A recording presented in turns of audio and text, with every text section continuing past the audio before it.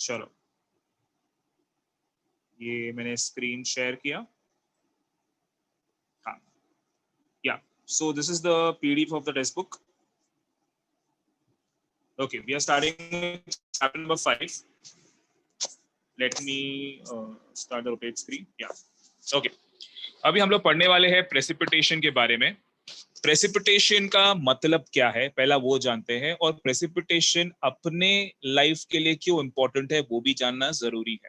ठीक है, अब प्रेसिपिटेशन के बारे में बात करूंगा। I will start directly with the geographical explanation. अभी अपने को मालूम है कि अपने अर्थ को वाटर प्लैनेट बोलते हैं। क्यों वाटर प्लैनेट बोलते हैं? Because our earth is covered by 70.8% of water and 29.2% of land. इसके लिए अपने अर्थ को वाटर प्लैनेट बोलते हैं। ठीक है, बट इतना पानी होने के बावजूद भी there is lot of water problems in many parts of the world. ठीक है, we have scarcity of water. ऐसा क्यों? इतना पानी होने के बाद भी अपने को पानी का प्रॉब्लम क्यों है? बिकॉज अपने पास ड्रिंकिंग वाटर कम है, फ्रेश वाटर कम है। Out of this 70.8%, only 0.8% is fresh water approximately. ठीक है, फ्रेश वाटर मतलब क्या है? जो हम लोग कंज्यूम करते हैं वो कम है। ठीक है, तो फ्रेश वाटर कम है। अब ये फ्रेश वाटर आता किधर से है? पहली बात तो ये फ्रेश वाटर आता है प्रेसिपिटेशन से। याद रखना, ये फ्रेश वाटर कहां से आता है? प्रेसिपिटेशन से।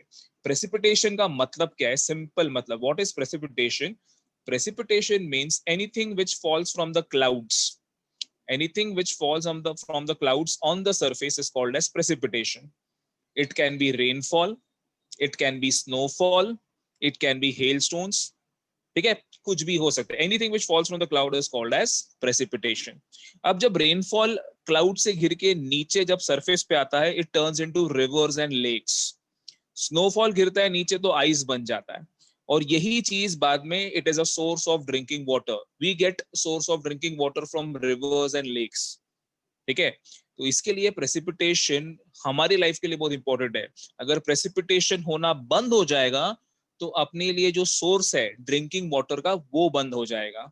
बिकॉज जो सी वाटर है वो सॉल्ट वाटर है, और सॉल्ट वाटर को अगर हम प्यूरिफाई करेंगे तो उसमें बहुत खर्चा जाएगा एंड इन फ्यूचर पानी महंगा हो जाएगा।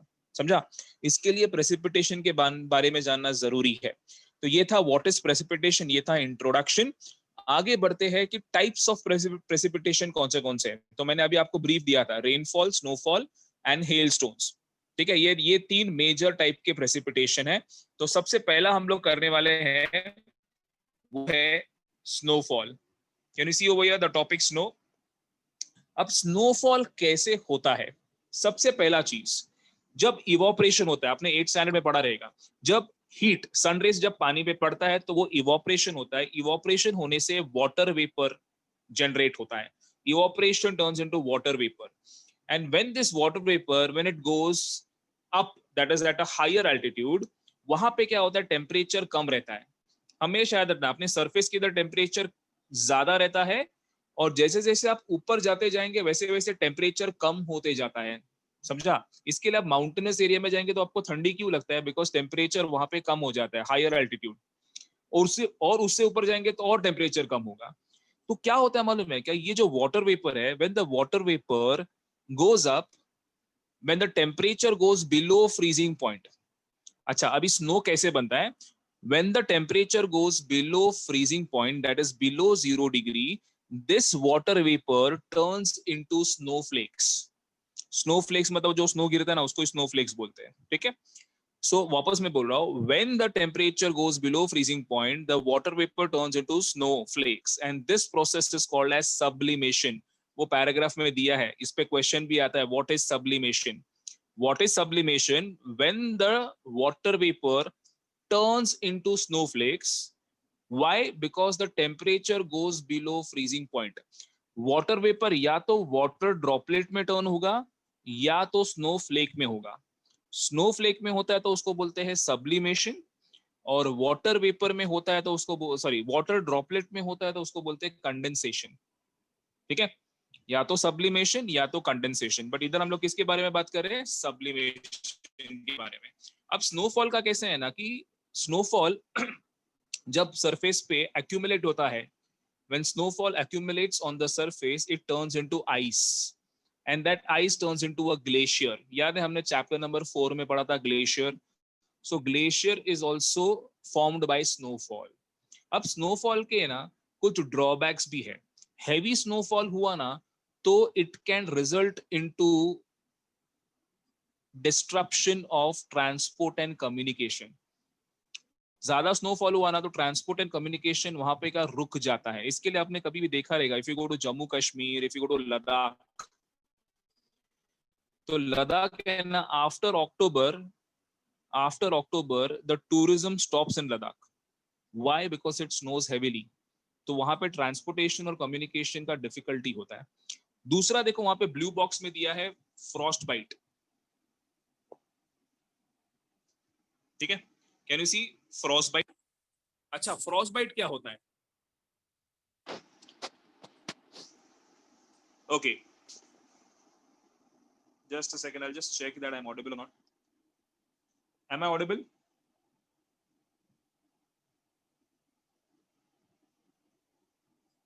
Okay.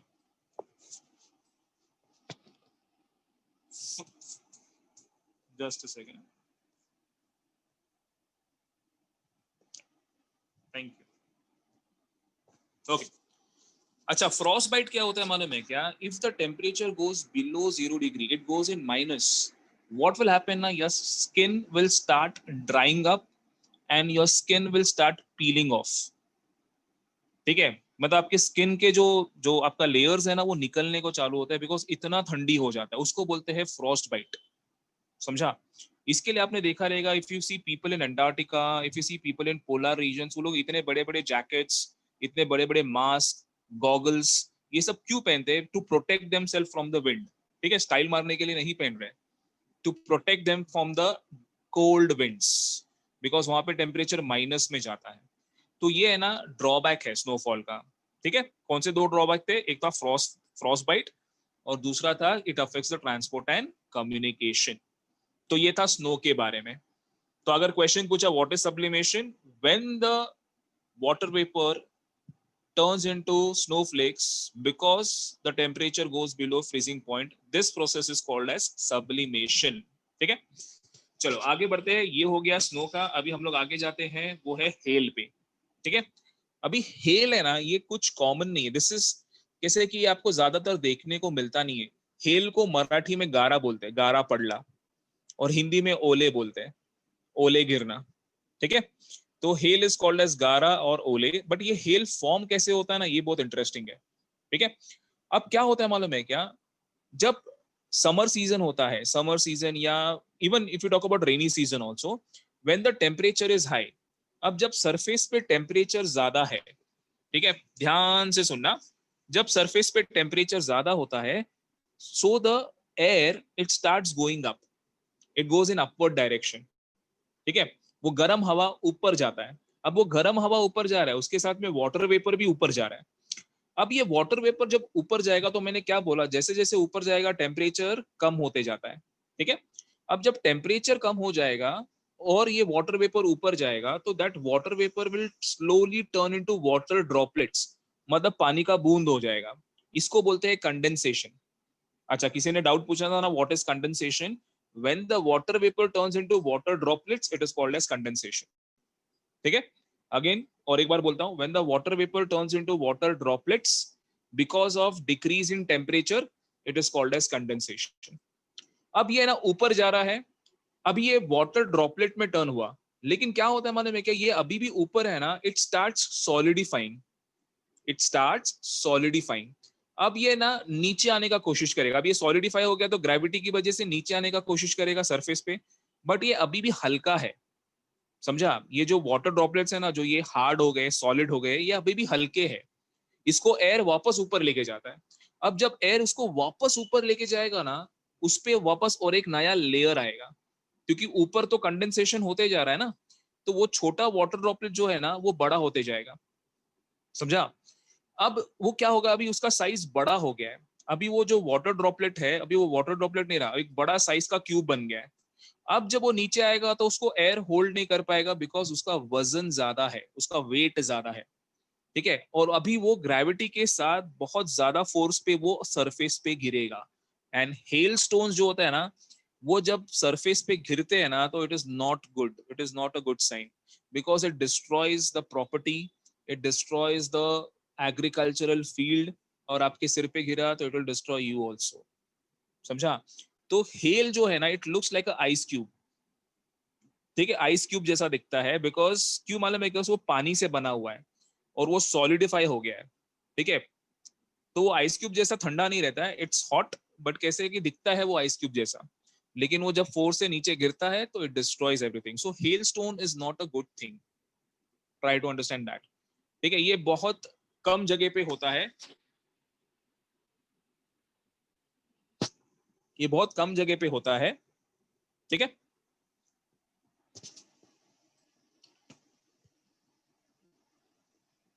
Okay. Now as hailstones are heavy, they fall on the ground. अभी हेलस्टोन्स है ना, सब जगह नहीं होता है। अगर आप बात करेंगे हेलस्टोन्स का ना, तो हेलस्टोन्स इक्वेटोरियल एरिया और टेम्परेट एरिया में नहीं होता है। हेलस्टोन सिर्फ ट्रॉपिकल एरिया में आपको मिलेगा। ट्रॉपिकल मतलब इंडिया, समझा? आपको यूरोप में नहीं मिलेगा, आपको अफ्रीका में नहीं मिलेगा। ठीक है, क्यों नहीं मिलेगा सर? बिकॉज मैंने क्या बोला, जब गर्म हवा ऊपर जाता है तब जाके हेलस्टोन्स बनता है। अब यूरोप में जाएंगे ना, वहां पे टेम्परेचर बढ़ता ही नहीं है। ठीक है, वहां पर का टेम्परेचर कोल्ड है, तो गर्म हवा ऊपर ही नहीं जाएगा ना, क्योंकि गर्म हवा ही नहीं है वहां पे, तो हेलस्टोन होने का चांसेस ही नहीं है। अफ्रीका में प्रॉब्लम क्या है कि गर्म हवा ऊपर जाता है, बट अफ्रीका इक्वेटोरियल एरिया में है, सन के पास में है। ठीक है, sun rays are vertical to equatorial area, तो वहां पे नीचे भी गर्म है, ऊपर भी गर्म है। अब ऊपर भी गर्म रहेगा तो सॉलिडिफाई कैसे होगा? इसके लिए इक्वेटोरियल एरिया और टेम्परेट एरिया में आपको हेलस्टॉर्म्स नहीं मिलेगा, आपको सिर्फ ट्रॉपिकल एरिया में मिलेगा। इस पे फिल इन द ब्लैंक्स पे पूछते हैं, in dash area hailstones are majorly found. The answer will be equatorial, tropical और temperate। इसमें से क्या आंसर आएगा? The answer will be tropical। समझा? तो ये था hailstones के बारे में। ठीक है, hailstones कैसे है कि आपको ज्यादा देखने को मिलता नहीं, आपने देखा भी नहीं रहेगा, बहुत जन ने अपने गांव में देखा रहेगा, जैसे कि if you go to Ahmednagar, Aurangabad, वहां पे कभी कभी गिरता है। ठीक है, चलो, ये था hailstones के बारे में। अब आते हैं next one, that is rainfall. ठीक है, रेनफॉल कहाँ पे गया? क्या अभी हमने याद है 8th स्टैंडर्ड में क्लाउड्स कैसे फॉर्म होते हैं वो पढ़ा था, अगर आपको याद रहेगा तो। क्लाउड्स कैसे बनते हैं? जब पानी इवोपरेट होता है, और इवोपरेशन से जब वाटर वेपर ऊपर जाता है, ठीक है, वाटर वेपर मतलब क्या है? मॉइस्ट एयर, और उस मॉइस्ट एयर से क्लाउड बनता है। ठीक है, अब क्लाउड जब बनता है ना, तो क्लाउड में वाटर वेपर होता है। याद है आपको एक गिव रीजन भी था 8th स्टैंडर्ड में, clouds float in the sky. अभी वो क्लाउड क्यों फ्लोट होता है स्काई में? बिकॉज उसके अंदर वाटर वेपर है, और वाटर वेपर हल्का है।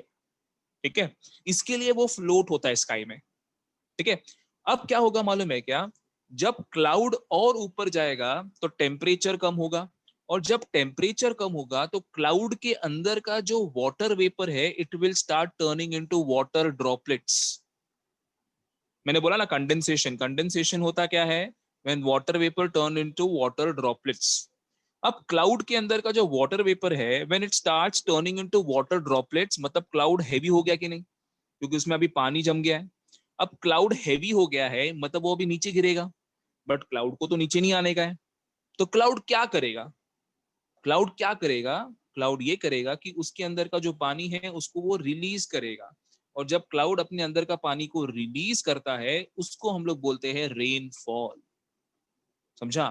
क्योंकि क्लाउड के अंदर का जो वाटर वेपर था, वो वाटर ड्रॉपलेट में टर्न हो गया, और वाटर ड्रॉपलेट में जब वो टर्न हो गया, तो वो क्लाउड हैवी हो गया। सो जब क्लाउड हैवी होता है तो वो क्या करते हैं? अपने अंदर का पानी रिलीज करते हैं, जिसको हम लोग बोलते हैं rainfall. So this is how a rainfall is formed. समझ में आ रहा है? Rainfall is a result of condensation, snowfall is a result of sublimation. ठीक है, अभी क्लियर? चलो, अब रेनफॉल के ना 3 टाइप्स है। 3 टाइप का रेनफॉल होता है। एक होता है कन्वेक्शनल रेनफॉल, जो यहाँ पर ही है, जस्ट अ सेकेंड, या if you see convectional rainfall, दूसरा है ओरोग्राफिक रेनफॉल, तीसरा है साइक्लोनिक रेनफॉल। अभी ये कन्वेक्शनल रेनफॉल क्या होता है वो भी डिटेल में पढ़ेंगे, साइक्लोनिक रेनफॉल क्या होता है वो भी डिटेल में पढ़ेंगे, ठीक है। अब कन्वेक्शनल रेनफॉल अगर मैं बात करूं, ज्यादातर कन्वेक्शनल रेनफॉल आपको इक्वेटोरियल रीजन में मिलेगा। कहां पे मिलेगा? Equatorial region. मैं वो पूरा पैराग्राफ पढ़ रहा हूँ, उसको एक्सप्लेन कर रहा हूँ, तो ध्यान से आपके टेक्स्ट बुक में भी देखना। Now in equatorial areas the surface gets heated because of the sun's heat। ठीक है, मैंने बोला सरफेस गर्म हो गया तो गर्म हवा ऊपर आएगा। आपने कभी भी नोटिस किया रहेगा समर सीजन्स में when you walk on the road आपको ऐसा लगता है कि जमीन से गर्म हवा ऊपर आ रहा है, वही है। There is an upward movement of hot air, ठीक है, when the sun's heat is vertical on the surface। Yeah, so in the equatorial areas the surface gets heated up because of the sun's heat, and the air near it also gets heated। As it gets heated it spreads and becomes lighter। ठीक है, गर्म होता है तो उसका density कम हो जाता है तो वो लाइट हो जाता है, लाइट बोलेगा तो हल्का हो जाता है, और हल्का होने की वजह से क्या होता है, it starts moving up in upward direction. As it gets heated it spreads and becomes lighter and moves upward। The air cools down when it goes upward। मैंने बोला ना, ऊपर जैसे ऊपर जाएगा तो टेम्परेचर कम हो जाता है, टेम्परेचर गिरने को चालू हो जाता है। अब टेम्परेचर गिरने को चालू होएगा तो एयर भी धीरे धीरे ठंडा हो जाएगा। एयर ठंडा होएगा उसका मतलब क्या, उसके अंदर का वाटर वेपर भी ठंडा हो जाएगा, और उसके अंदर का वाटर वेपर जब ठंडा होता है तो मैंने क्या बोला, it turns into water droplets, जिसको हम लोग कंडेंसेशन बोलते हैं, ठीक है। So upwards the moisture holding capacity of the air decreases। Moisture holding capacity of the cold air is less। और जैसे मॉइस्चर होल्डिंग कैपेसिटी मतलब क्या, एयर के अंदर मॉइस्चर होता है, वो एयर मॉइस्चर को होल्ड करता है, बट जब वो टेम्परेचर कम होने चालू होता है तो एयर अपने मॉइस्चर को होल्ड नहीं कर पाता है, उसका मॉइस्चर होल्डिंग कैपेसिटी कम होते जाता है। और जैसे उसका मॉइस्चर होल्डिंग कैपेसिटी कम होते जाता है then it starts releasing the water, and this is how we get the rainfall, ठीक है।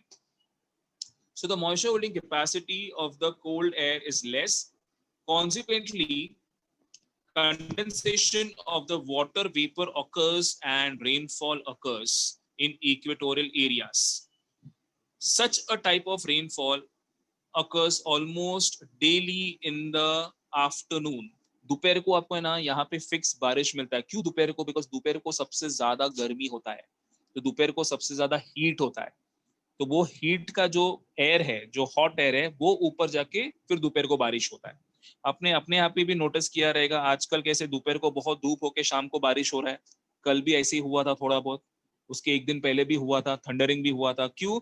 बिकॉज दोपहर को इतना गर्मी हुआ था कि पूरा हॉट एयर ऊपर चला गया and it started cooling down, ठीक है। And when it started cooling down it started turning into water droplets, और अपने को बारिश मिल रहा था, ठीक है।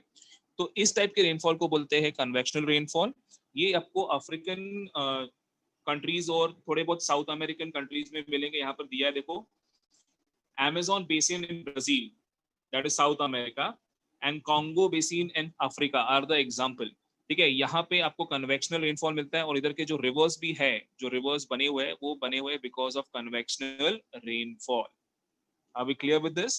So this was about convectional rainfall. This is the first type of rainfall, majorly areas। ठीक है, ये याद रखना, ओके। अभी बाद में आता है ओरोग्राफिक रेनफॉल। ठीक है, ये जो डायग्राम दिख रहा है ये कन्वेक्शनल रेनफॉल का है। आपको एग्जाम में ना डायग्राम को आइडेंटिफाई करके भी बताना है, तो this is an example of convectional rainfall, ये जो डायग्राम दिख रहा है आपको, ठीक है। अब आते हैं नेक्स्ट वाला, that is orographic rainfall. Orographic, ओरो का मतलब क्या है? ओरो इज अ ग्रीक वर्ड, ओरो मींस माउंटेन, ठीक है। माउंटेन के वजह से जो रेनफॉल होता है उसको बोलते हैं ओरोग्राफिक रेनफॉल। सर कैसे होता है माउंटेन की वजह से रेनफॉल? ये डायग्राम आपको एक्सप्लेन करेगा। Can you see this diagram? Yes. Now अभी मेरे को बताओ, ये दिख रहा है आपको माउंटेन, अभी माउंटेन सामने है। अभी जो मॉइस्चर आता है ना, जो क्लाउड्स आते हैं ना, वो सी से आते हैं। अभी हम लोग इंडिया का एग्जांपल लेते हैं, try to imagine India, India का जो वेस्टर्न पार्ट है जहाँ पे सह्याद्री माउंटेन्स हैं, जिसको हम लोग वेस्टर्न घाट्स बोलते हैं, ठीक है। अभी वेस्टर्न घाट्स के बाजू में है अरेबियन सी, ओके। अरेबियन सी से ना बहुत सारे क्लाउड्स आते हैं, और उस क्लाउड्स में जाहिर है मॉइस्चर होगा, बिकॉज वो सी के ऊपर से आ रहा है, ठीक है, मतलब इवोपरेशन, वाटर वेपर, वो सब प्रोसेस हो रहा है। अब जब वो क्लाउड्स आते हैं ना, तो सामने इतना बड़ा माउंटेन है, ठीक है, वेस्टर्न घाट्स, ह्यूज माउंटेन। अब ये माउंटेन है उस क्लाउड्स को ब्लॉक कर रहा है, उसको जाने को नहीं दे रहा है, ठीक है। अब क्लाउड्स क्या करता है, क्लाउड्स भी बहुत स्टबन है, क्लाउड्स क्या करेगा कि वो ऊपर से जाएगा, मतलब वेस्टर्न घाट के ऊपर से जाएगा। अब जब वो वेस्टर्न घाट के ऊपर जाएगा, तो जब वो ऊपर जाएगा तो मैंने क्या बोला था, टेम्परेचर कम होने को चालू होगा, और कम होने को चालू होगा तो जो क्लाउड के अंदर मॉइस्चर है उसका होल्डिंग कैपेसिटी कम होने को चालू हो जाएगा, और उसके अंदर का जो वाटर वेपर है it will start turning into water droplets. अभी वो वाटर ड्रॉपलेट्स में टर्न हो गया है, तो वो क्या होता है मालूम में, क्या वो क्लाउड वहां पे ही पानी रिलीज करता है। इसके लिए आप देख रहे हो माउंटेन के ऊपर ही बारिश हो रहा है, ठीक है, मतलब माउंटेन के वेस्ट साइड में भी हो रहा है और थोड़ा बहुत ऊपर हो रहा है, बट माउंटेन के ईस्ट साइड में बारिश नहीं होता है, ठीक है। इस टाइप के रेनफॉल को ओरोग्राफिक बोलते हैं। क्यों ओरोग्राफिक बोलते हैं, ट्राई टू इमेजिन, अगर माउंटेन नहीं रहता था तो क्लाउड्स चुपचाप चला जाता था, बारिश होता था क्या, नहीं। लेकिन क्लाउड्स होने की वजह से और माउंटेन्स होने की वजह से वहां पे बारिश हो रहा है। इसके लिए अगर आप देखेंगे ना, फॉर एग्जाम्पल मैं आपको अपने एरिया का एग्जांपल देता हूँ। Mumbai is in a coastal area, Pune is in a interior area, और बीच में वेस्टर्न घाट्स है। मतलब आपने नोटिस किया रहेगा ना, मुंबई पुणे एक्सप्रेसवे, तो मुंबई से पुणे जाने के लिए बीच में घाट्स पड़ता है, वही वेस्टर्न घाट्स है, ठीक है। तो आपने देखा रहेगा मुंबई में बहुत बारिश होता है और घाट्स में भी बहुत बारिश होता है, बट उतना बारिश पुणे और इंटीरियर एरियाज में नहीं होता है, बिकॉज वहां तक जब वो क्लाउड पहुंचता है ना, उस क्लाउड में मॉइस्चर नहीं रहता है। इसके लिए interior parts of Maharashtra receives less rainfall. जितना बारिश कोस्टल और माउंटेनस एरियाज में मिलता है ना वेस्टर्न घाट्स में, उतना अंदर के साइड नहीं मिलता है। इसके लिए अंदर के साइड को बोलते हैं रेन शैडो जोन। क्या बोलते हैं, रेन शैडो जोन, ठीक है। रेन शैडो जोन बोलेगा तो क्या है कि यहाँ पे बारिश बहुत कम होता है, ठीक है। अभी है ना, माउंटेन का दो साइड है। माउंटेन का जो वेस्ट साइड है ना, which is facing towards sea, mountain का जो वेस्ट साइड है which is facing towards sea is called, always called windward side. क्या बोलते हैं, विंडवर्ड, विंड वर्ड, ठीक है। और माउंटेन का जो ईस्ट साइड है which is facing towards the continent, मतलब अंदर का जो इंटीरियर पार्ट को फेस करता है ना, दैट इज पुणे नासिक, वो वाला पार्ट, उसको बोलते हैं लीवर्ड साइड। क्या बोलते हैं, lee, L double E W A R D, leeward side. So the west part of mountain is called as windward, and the east part of the mountain which is facing towards the interior part is called as leeward. Leeward में हमेशा बारिश कम होता है, windward में हमेशा बारिश ज्यादा होता है। बट ऐसे रेनफॉल को बोलते हैं orographic rainfall, and orographic type of rainfall is mostly found in most part of the world. सबसे ज्यादा ओरोग्राफिक रेनफॉल ही आपको मिलता है पूरे वर्ल्ड में, ठीक है। इस पे भी फिल इन द ब्लैंक्स पूछते हैं, कौन से टाइप का रेनफॉल आपको सबसे ज्यादा मिलता है वर्ल्ड में, इट इज ओरोग्राफिक रेनफॉल, ठीक है। यहां तक क्लियर है। तो हमने ओरोग्राफिक पढ़ा, हमने कन्वेक्शनल रेनफॉल पढ़ा। अभी हम लोग लास्ट वाला आते हैं। ये डायग्राम है ओरोग्राफिक रेनफॉल का। अभी लास्ट वाला जो डायग्राम है ये देखो, ये this is the best example of orographic. आपने देखा क्लाउड्स का देखो कलर चेंज होते जा रहा है, पहले वो डार्क था, फिर लाइट ग्रे हो गया, फिर व्हाइट हो गया। क्यों मालूम है, बिकॉज उसके अंदर का मॉइस्चर कैपेसिटी कम होते जा रहा है, और मॉइस्चर नहीं रहेगा ना तो बारिश नहीं होता है, ठीक है। मॉइस्चर होगा ना क्लाउड में तो ही बारिश होगा, ओके। और मॉइस्चर होने के बाद में कैसा है कि मॉइस्चर से होल्डिंग कैपेसिटी भी कम होना चाहिए। मॉइस्चर का होल्डिंग कैपेसिटी कम होगा तो ही बारिश होगा। अगर मॉइस्चर होल्डिंग कैपेसिटी क्लाउड का बढ़ गया फिर बारिश नहीं होगा, समझा। तो यहाँ पे जो है ना, ये जो व्हाइट कलर का क्लाउड दिख रहा है, ग्रे कलर का क्लाउड दिख रहा है, वहां पे मॉइस्चर होल्डिंग कैपेसिटी वापस बढ़ रहा है। इसके लिए इस पार्ट को बारिश नहीं मिल रहा है, ठीक है। सो ये डायग्राम आपको अच्छे से याद करेंगे तो आपको ये ओरोग्राफिक रेनफॉल अच्छे से समझेगा। अभी ओरोग्राफिक के बाद में next one is cyclonic rainfall, ठीक है। एक साइक्लोन आने की वजह से रेनफॉल होता है। बट सर ये साइक्लोन कैसे आता है, ओके। अभी इसके लिए ना आपको थोड़ा ध्यान देना पड़ेगा यहाँ पे टॉपिक पे, ओके, कुछ भी करना नहीं, सिर्फ ध्यान देना है यहाँ पे। अभी है ना, एयर प्रेशर आपने सुना रहेगा, ठीक है, आपने थोड़ा बहुत साइंस में भी पढ़ा रहेगा। There are two types of air pressure, one is high pressure and low pressure, ठीक है। जहां पे टेम्परेचर है ना, टेम्परेचर ज्यादा है, हाई टेम्परेचर होगा ना, वहां पे लो प्रेशर होता है।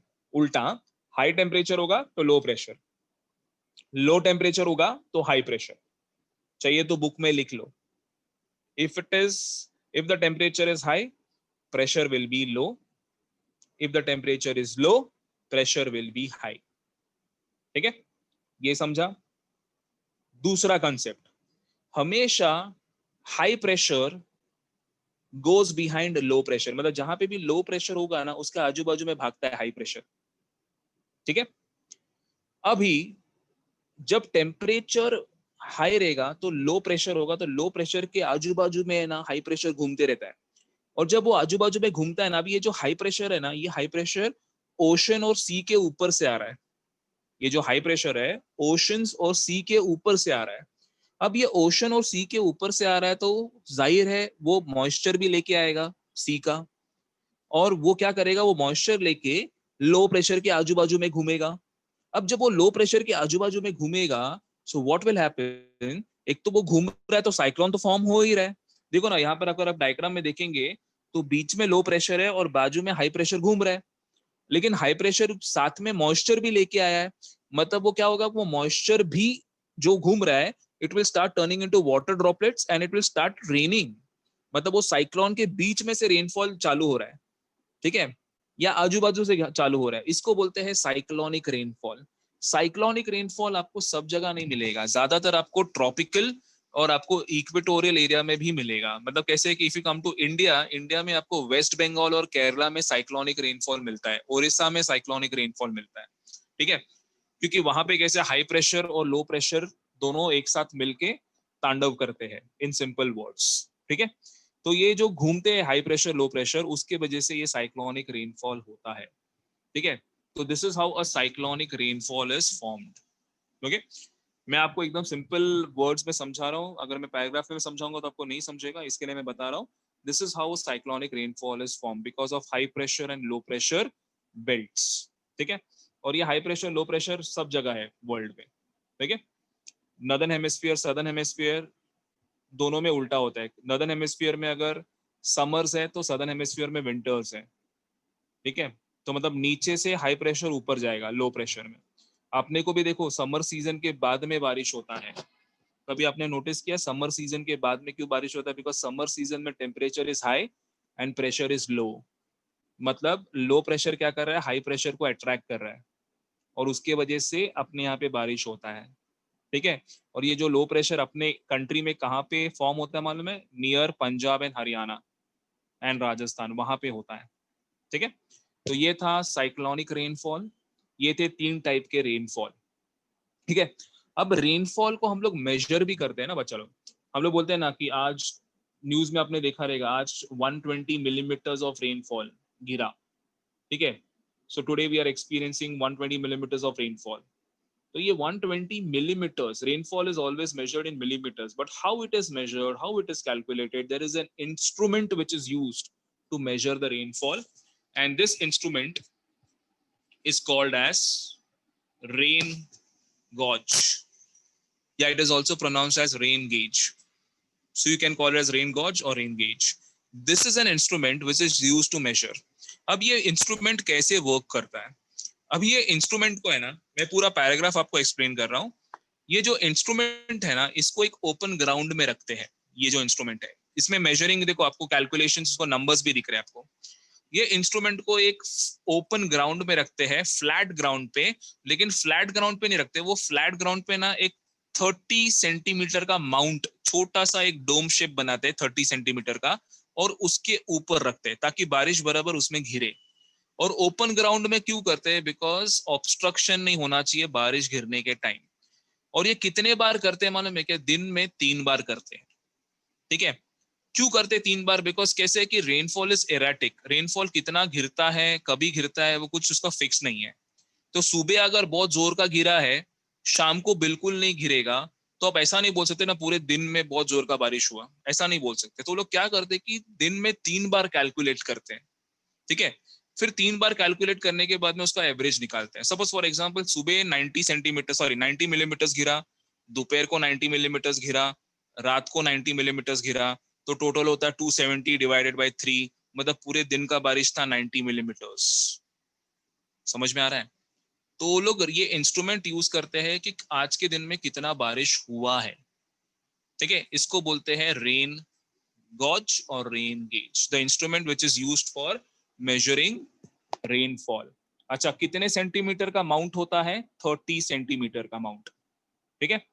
अच्छा, अभी और एक क्वेश्चन पूछते हैं, ट्रिकी क्वेश्चन पूछते हैं फिल इन द ब्लैंक्स में। Dash instrument is used to measure snowfall. Dash instrument is used to measure snowfall. Option में देंगे rain gauge, snow gauge, barometer, ठीक है। आप क्या करते हो मालूम है क्या? आप लिखोगे स्नो गेज, और वो रॉन्ग आंसर है, because the correct answer is rain gauge और rain gauge, because rain gauge is also use for measuring snowfall. कैसे? यहाँ पे देखो ये कलर बॉक्स है ना, how is snowfall measured? Snowfall can also be measured with the help of rain gauge. For this, the container full of snow particles is heated up, ठीक है, because उसको पहले लिक्विड में कन्वर्ट करने का है। Is heated up carefully to melt the snow, and then the water obtained is measured. A layer of 120 millimeter, मतलब कैसे कैलकुलेट करते देखो, a layer of 120 millimeter of snow is equivalent to 10 millimeters of rainfall. समझ में आ रहा है? मतलब अगर उन्होंने वो हीट करके वो स्नोफॉल जो उसमें कलेक्ट हुआ है, अगर वहां पे वो स्नोफॉल 360 मिलीमीटर का स्नोफॉल कलेक्ट हुआ है, तो उसको कन्वर्ट करेंगे तो कितने मिलीमीटर का रेनफॉल हो रहा है? It is 30 millimeters of rainfall. If it is 360 millimeters of snowfall, if we heat up, it will convert into 30 millimeters of rainfall.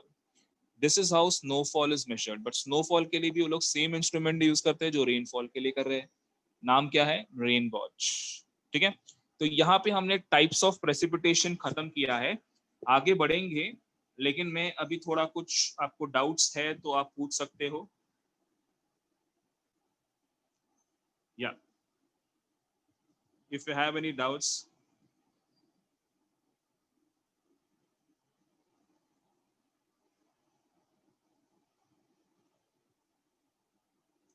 Thirty centimetre उन्होंने कैलकुलेट करके रखा कि ये अगर ये लेवल और ये मेजरमेंट पे करेंगे तो पानी बराबर कलेक्ट होगा, इसके लिए 30 सेंटीमीटर रखा हुआ है उन्होंने, ठीक है।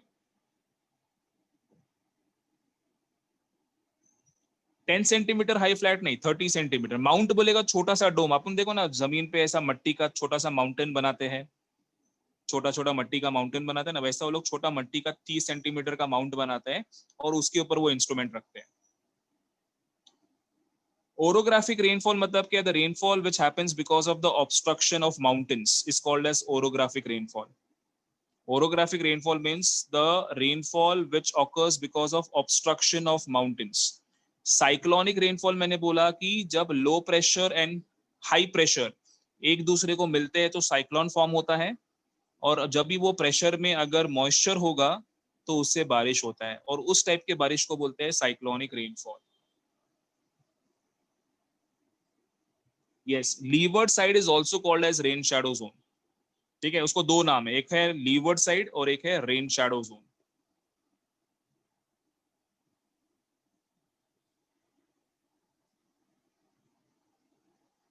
डी सब्लिमेशन उसका उल्टा है।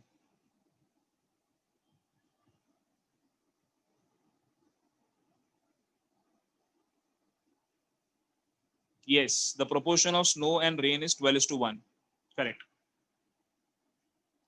कन्वेक्शनल रेनफॉल मैंने बोला ना, जब पूरा सरफेस हीट अप हो जाता है तो हवा भी गर्म हो जाता है, और जब वो गर्म हवा ऊपर जाता है इन अपवर्ड मूवमेंट, धीरे धीरे वो ऊपर जाके ठंडा हो जाता है, और उसके अंदर का जो वाटर वेपर है it starts turning into water droplet, simple. उससे बारिश होता है। When the hot air goes up, when it goes up it cools down, it turns into water droplets और बारिश होता है।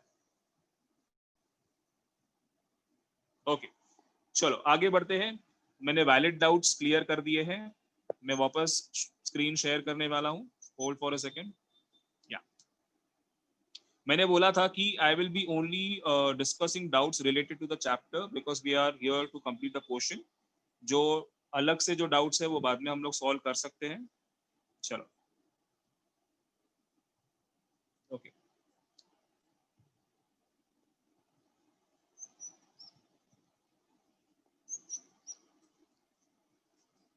क्या अब यहाँ तक हमने किया था स्नोफॉल, हेलस्टोन और हमने रेनफॉल किया। अभी और 3 टाइप के प्रेसिपिटेशन है। I'll just come to that। हाँ ये वाला पार्ट। ओके अभी है ना और 3 टाइप के प्रेसिपिटेशन है जिसको हम लोग बोलते हैं फ्रॉस्ट, फॉग एंड ड्यू। ठीक है कौन से Frost, fog and due. Okay ये प्रेसिपिटेशन अलग से क्यों दिया है? इसको बाकी प्रेसिपिटेशन के साथ इंक्लूड क्यों नहीं किया? इसको स्नोफॉल, रेनफॉल और हेलस्टोन के साथ क्यों नहीं किया? इसको अलग से क्यों दिया है? फ्रॉस्ट, फॉग एंड ड्यू ये भी प्रेसिपिटेशन ही है। ठीक है बट अलग से क्यों दिया मालूम है क्या? Because this precipitation that is Frost, fog and due it forms near the surface of the earth, मतलब अर्थ के सरफेस के पास में फॉर्म होता है। ठीक है क्लाउड्स, रेनफॉल और स्नोफॉल सब ऊपर हायर एल्टीट्यूड में फॉर्म होते हैं। ठीक है आपने देखा रहेगा ना फॉग, आपने सामने सामने देखा रहेगा, फ्रॉस्ट आप देख सकते हो, ड्यू आप देख सकते हो। तो ये सब है ना अर्थ सरफेस के सामने फॉर्म होता है, इसके लिए अलग से दिया हुआ है। अब क्या होता है फॉग, क्या होता है फ्रॉस्ट, क्या होता है ड्यू, ये मैं एक एक करके एक्सप्लेन करता हूँ। सबसे पहला है फॉग। सर फॉग कैसे होता है? ठीक है अभी कैसे है ना कि आपके आप जो रूम में बैठे हो वो रूम में एयर है लेकिन आपको दिखता नहीं है कि नहीं? We can not see the air but there is air. Okay ये कैसे प्रूव होता है? अगर आपने फैन बंद कर दिया और रूम को बंद कर दिया तो आपसे पसीना छूटने वाला है, you will be sweating like. ठीक है तो एयर इज देयर। अब क्या होता है मालूम है क्या? When the temperature goes down, when the temperature goes down ये एयर के अंदर है ना मॉइस्चर भी होता है। ठीक है मॉइस्चर है इसके लिए तो आप स्वेट करते हो ना, नहीं तो आप स्वेट कैसे करोगे? ठीक है why you are sweating? Because there is moisture in the air. लेकिन मॉइस्चर भी दिखता नहीं है, एयर भी दिखता नहीं है। अभी try to imagine if the temperature goes down, if the temperature goes down, what will happen? The moisture in the air will turn into water droplets, small micro water droplets। ठीक है अब क्या होगा मालूम है क्या? जो एयर पहले उसमें जो मॉइस्चर था तभी वो दिख नहीं रहा था बट अभी वो moisture is turning into water droplets, मतलब एयर थिक होने को चालू हो गया। ठीक है एयर थिक होने को चालू हुआ मतलब क्या होगा कि अभी आपको वो दिखेगा मूव होते वक्त, और जब आपको वो दिखता है ना मूव होते वक्त that is called as fog. समझा? फॉग कैसे फॉर्म होता है? Because when the water vapour in the air turns into small water droplets, because of that the air becomes thick, and where the air becomes thick it turns into fog। when the air becomes thick it turns into fog। समझ में आ रहा है? तो ऐसे fog form होता है। आपने देखा रहेगा if you go to the mountainous area, अगर आप Mahabaleshwar, Matheran, if you go to mountainous areas of Jammu Kashmir, Shimla, तो उधर आपको ये फॉग क्यों दिखता है? बिकॉज वहां पे टेम्परेचर ठंडा होने की वजह से एयर का जो मॉइस्चर है it turns into small water droplet, जिससे एयर थिक हो जाता है and it turns into fog. ठीक है अब ये जो फॉग है ना इसका ही कंटिन्यूएशन है। Now what happens now when this fog is moving, it starts attracting to the colder objects। जो ऑब्जेक्ट्स ठंडा हो जाता है ना जैसे कि मेटल चेयर, कार, ग्रास, जब इसको वो अट्रैक्ट होता है ना it starts dropping on this metal objects and this cold objects. When it starts dropping on this cold objects it turns into due, DEW due. आपने देखा रहेगा आप स्कूल में जाते हो ठंडी के सीजन में सुबह सुबह, तो आपने देखा रहेगा अगर आपके स्कूल में गार्डन है तो वो पूरा ग्रास गीला रहता है। क्यों गीला रहता है? बिकॉज उस पर ड्यू रहता है। आपने अगर नोटिस किया रहेगा, अर्ली मॉर्निंग अगर आप अपने गाड़ी निकालोगे, if you remove your car early morning around 6 o'clock 5:30,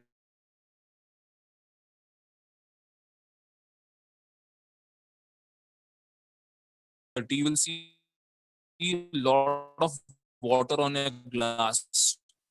Why that water is there on the glass? Because they start attracting to the cold objects.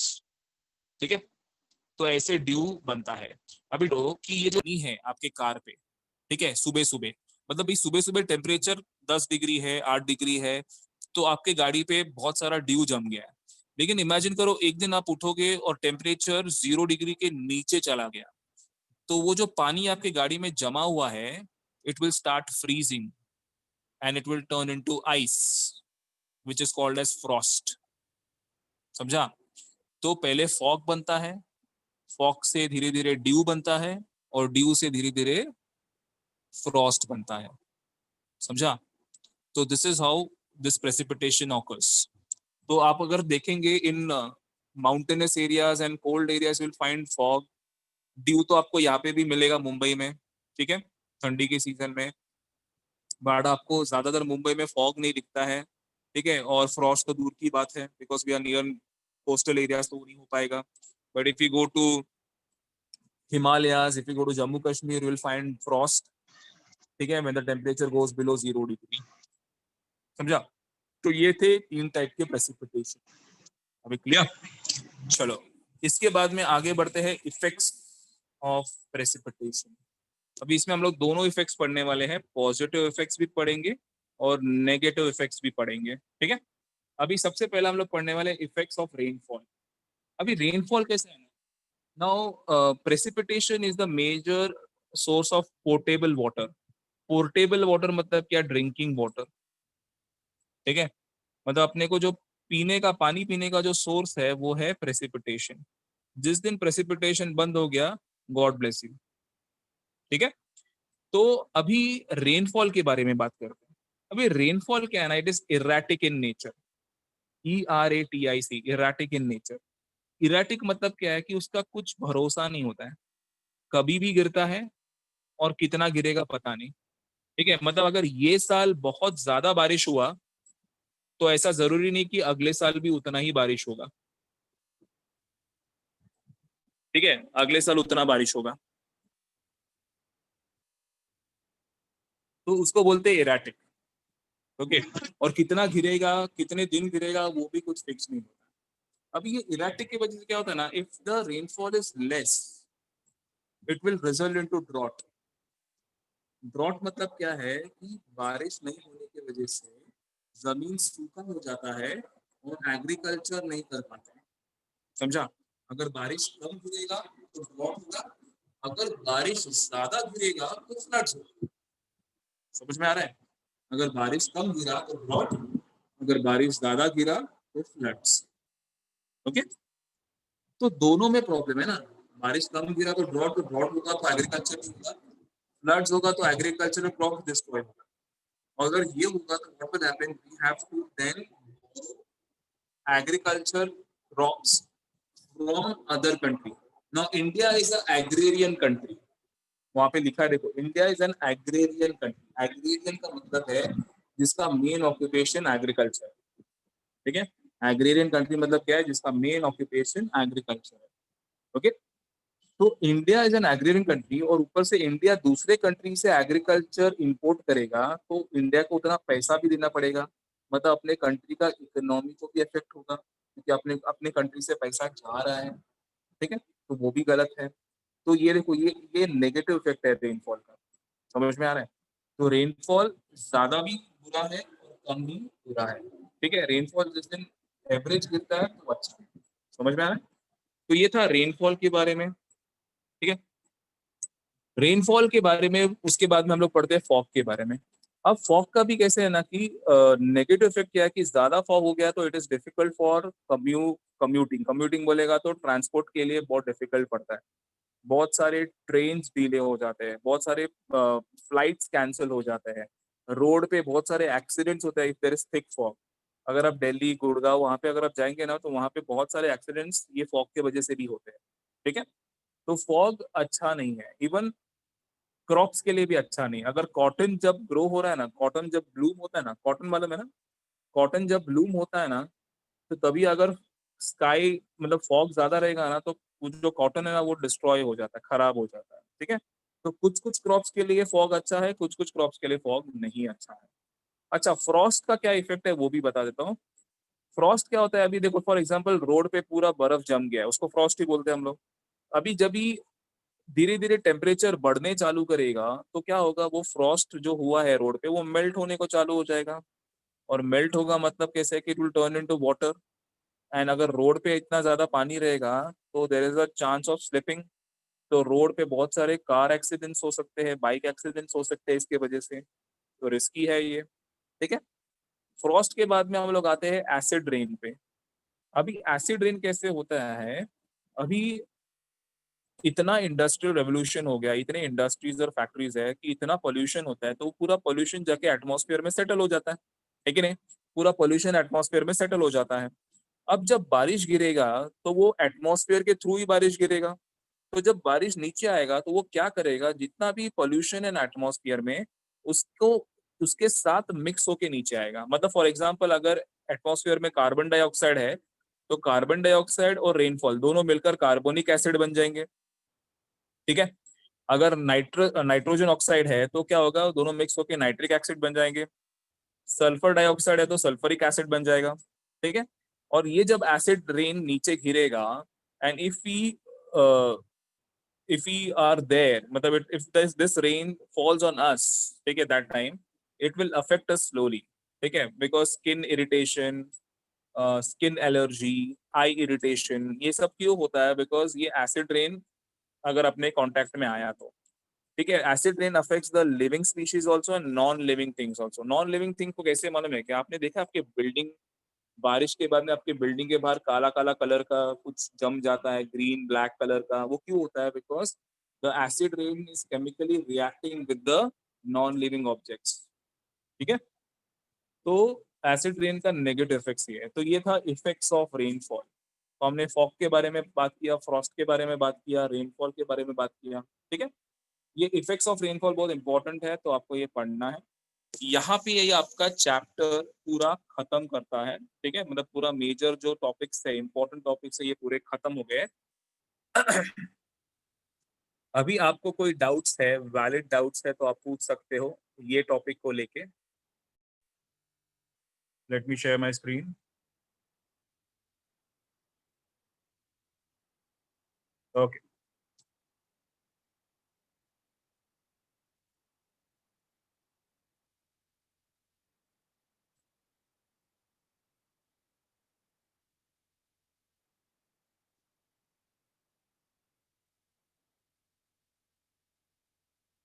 या अभी अर्बनाइजेशन का मतलब क्या, हमेशा चैप्टर का मीनिंग पता चलेगा तो चैप्टर में इंटरेस्ट आता है। जैसा मैंने बोला, प्रेसिपिटेशन मतलब क्या है, when something falls from the cloud in solid state or liquid state, it is called as precipitation, that is rainfall, snowfall। ठीक है, urbanization का मतलब क्या है, urbanization means when a rural area is transforming into a city is called as urbanization।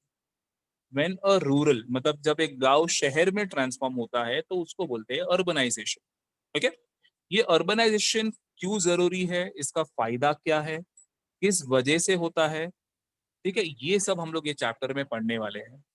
Okay, अभी यहाँ पे ना उन्होंने एक स्टोरी के साथ स्टार्ट किया है, जिस स्टोरी में उन्होंने देखो दो कैरेक्टर रखा है, एक तात्या और सुरेश।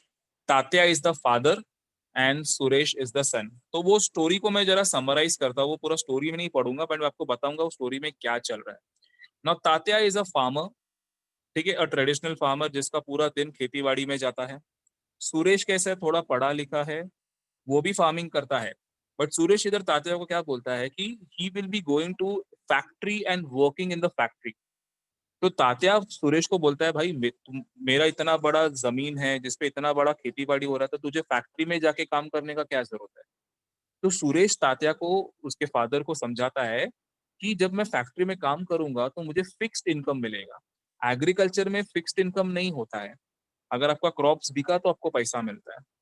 तो वो बोलता है कि फैक्ट्री में मुझे फिक्स्ड इनकम मिलेगा, और अगर मैंने ओवर टाइम किया तो मुझे एक्स्ट्रा पैसा मिलेगा और मेरे को बोनस भी मिलेगा। ठीक है, और फिक्स्ड इनकम होना लाइफ में बहुत जरूरत है। अगर इनकम फिक्स नहीं रहेगा तो प्रॉब्लम आता है। तो सुरेश तात्या को यही समझा रहा है कि I will be working in the factory, but Tatya बोलता है फिर एग्रीकल्चरल फील्ड का क्या? तो सुरेश तात्या को बोलता है कि मैं दोनों भी साथ में संभालूंगा, मैं ज्यादा मेहनत करूंगा, बट मुझे फैक्ट्री में काम करना है। अब वो इतना फैक्ट्री में एम्फोसाइज क्यों करता है? बिकॉज फैक्ट्रीज और इंडस्ट्रीज जब एक एरिया में आते हैं ना, तो डेवलपमेंट चालू होता है। समझा? उसका बोलने का मतलब ये है। अब कैसे डेवलपमेंट चालू होता है, मैं आपको एग्जांपल देता हूँ। आपने अभी एक गांव देखा रहेगा, तो गांव में जब आप जाते हो तो इलेक्ट्रिसिटी बराबर नहीं है वहां पे, वाटर सप्लाई बराबर नहीं है, ठीक है, बाकी के भी फैसिलिटीज बराबर नहीं है। जब एक फैक्ट्री आएगा उस गांव में, तो अभी फैक्ट्री तो इलेक्ट्रिसिटी पे रन होता है, फैक्ट्री में पानी भी चाहिए रहता है, फैक्ट्री में जो रॉ मटेरियल आता है उसको आने के लिए रोड्स भी चाहिए। तो अब क्या होगा ना, क्या फैक्ट्री जब बनेगा ना, तो इलेक्ट्रिसिटी सप्लाई भी आएगा, वाटर सप्लाई भी आएगा, रोड्स भी बनेगा। अब ये सिर्फ फैक्ट्री के नहीं बनेगा, पूरे गांव के लिए बनेगा। मतलब धीरे धीरे फैक्ट्री की वजह से गांव भी डेवलप हो रहा है। समझ में आ रहा है आपको? गांव भी डेवलप हो रहा है। ठीक है, जस्ट अ सेकंड।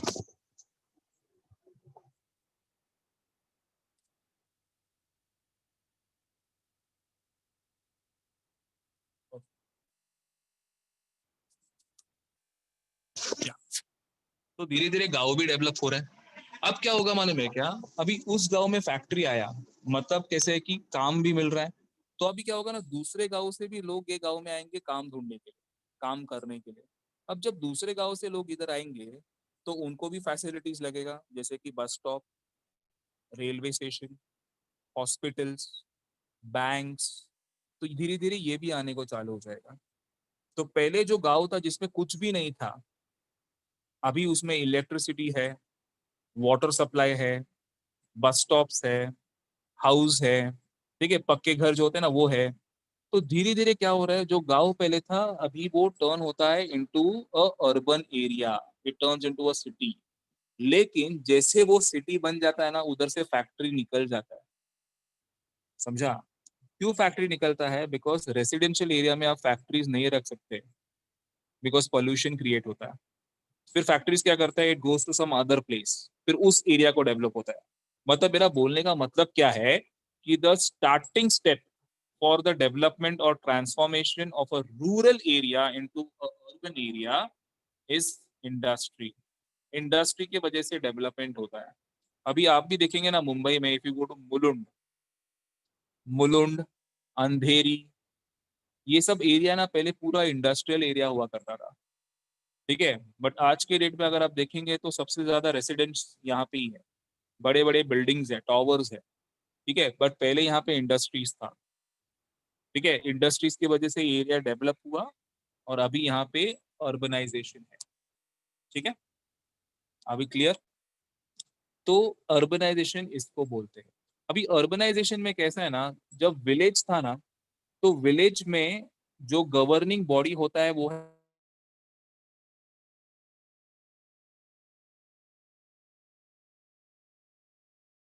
है ग्राम पंचायत। ये विलेज इज ऑलवेज, ठीक है, ये याद रखना। अभी अर्बनाइजेशन के बारे में अगर हम लोग को आगे पढ़ना है, अभी आप बोलते रहेंगे सर इसको, इस एरिया को अपन अर्बन एरिया कैसे बोल सकते हैं, व्हाट इज द क्राइटेरिया? ठीक है, कि ये एरिया अर्बन एरिया है, क्या क्राइटेरिया है? मतलब वहां पे मैकडी होना चाहिए, वहां पे मॉल होने चाहिए बड़े बड़े, तो ही हम लोग उसको अर्बन एरिया बोलेंगे? ये क्राइटेरिया होता है क्या? नहीं। ठीक है, देर आर थ्री क्राइटेरिया जिसके ऊपर डिपेंड करता है कि अर्बन एरिया है क्या नहीं। वो तीन क्राइटेरिया क्या है, उस पे आप लोग बात करते हैं। Can you see this three dots over here on the left hand side? No, according to 1961 census. ठीक है, सेंसस मतलब काउंटिंग ऑफ पॉपुलेशन। सेंसस का मतलब क्या है? Counting of population, conducted every 10 years. हर 10 साल में हम लोग सेंसस करते हैं। ठीक है, हर 10 साल में हम लोग पॉपुलेशन काउंट करते हैं, तो 1961 का सेंसस है। ठीक है, अपना लेटेस्ट सेंसस कभी हुआ था मालूम है? 2011। और नेक्स्ट कभी होगा? 2021, जो अगले साल है। ठीक है, सेंसस मतलब कि हर 10 साल में हम लोग पॉपुलेशन काउंट करते हैं, कितने मेल देखते हैं, कितने फीमेल है, कितने एजेड है, कितना लिटरेसी लेवल है, कितना लाइफ एक्सपेक्टेंसी लेवल है, ये सब हम लोग देखते हैं। अभी according to 1961 census there are 3 criterias. अगर ये 3 क्राइटेरियाज वो फॉलो करता है, या ये 3 क्राइटेरियाज वो अचीव करता है, तो उस एरिया को हम लोग अर्बन बोलते हैं। ठीक है, सबसे पहला है, देखो, more than 75% of male population should be working in non-agricultural occupation। मतलब उस एरिया में 75% के ऊपर जो मेल पॉपुलेशन है, they should be engaged in non agriculture, मतलब लोग खेती बाड़ी नहीं करने का, ऑफिसेस, फैक्ट्री, इसमें काम कर रहा है, तो उस एरिया को अर्बन बोलते हैं। अभी आप ये कंपेयर करो अपने सिटी के साथ। अपने सिटी में आपने देखा रहेगा एग्रीकल्चर होता है क्या? नहीं। ठीक है, majorly people are working in secondary and tertiary occupation, that is factories and offices. तो पहला क्राइटेरिया हो गया। दूसरा क्राइटेरिया क्या है? The population settlement should be more than 5000, मतलब उस एरिया में 5000 से ज्यादा लोग रहने चाहिए। अभी ये तो कुछ ज्यादा डिफिकल्ट नहीं है इंडिया में। इंडिया में इतना पॉपुलेशन है कि आपको 5000 तो रेलवे स्टेशन पे दिखते हैं। तो ये क्राइटेरिया तो इजीली फुलफिल होता है। ओके, नेक्स्ट लास्ट क्राइटेरिया क्या है? The density of population. क्या? The density of population should be more than 400 person per square kilometre. ठीक है, 1 स्क्वायर किलोमीटर। 1 स्क्वायर किलोमीटर मतलब कैसा है कि एक एरिया है जहां पे 1 स्क्वायर किलोमीटर में 400 से ज्यादा लोग रहने चाहिए। अब डेंसिटी ऑफ पॉपुलेशन कैसे कैलकुलेट करते हैं वो भी बताता हूं मैं। उसका एक फॉर्मूला है, चाहिए तो फॉर्मूला लिख लो। Density of population is equal to total population divided by total area. वापस मैं बोलता हूं, density of population is equal to total population upon total area. अपने को आंसर मिलता है डेंसिटी ऑफ पॉपुलेशन। चलो, ये फॉर्मूला है ना, अपने इंडिया को अप्लाई करते हैं। ठीक है, अपने इंडिया को अगर आपने अप्लाई किया, तो इंडिया का total population is 121 crore according to 2011 census. ठीक है, 121 करोड़। और अपना टोटल एरिया कितना मालूम है? 32,87,263 स्क्वायर किलोमीटर। 3287263। ठीक है, जब मैं ये दोनों को डिवाइड करेगा ना, तो मेरे को आंसर आएगा 382 पर्सन लिविंग पर स्क्वायर किलोमीटर। ये अपना डेंसिटी है इंडिया का, मतलब अपने कंट्री में 1 स्क्वायर किलोमीटर में 380 लोग रहते हैं। ठीक है, बट यहाँ पे क्राइटेरिया क्या दिया है? The density of population should be more than 400। तो अगर ये तीनों क्राइटेरिया फुलफिल हुआ, तो उस एरिया को अर्बन एरिया बोलते हैं। ठीक है, तो ये क्राइटेरियाज है ना, आपके नोटबुक में लिख लो। मैं आपको 2 मिनट का टाइम दे रहा हूँ, फटाफट ये तीनों क्राइटेरियाज लिख लो, और लिखने के टाइम पे पढ़ भी लो फटाफट। ये बिकॉज इस पे क्वेश्चन पूछते हैं, इस पे ऑब्जेक्टिव्स पूछते हैं, मैच द कॉलम में आता है, तो फटाफट लिखो, बहुत इंपॉर्टेंट है ये। मैं आपको 2 मिनट दे रहा हूँ।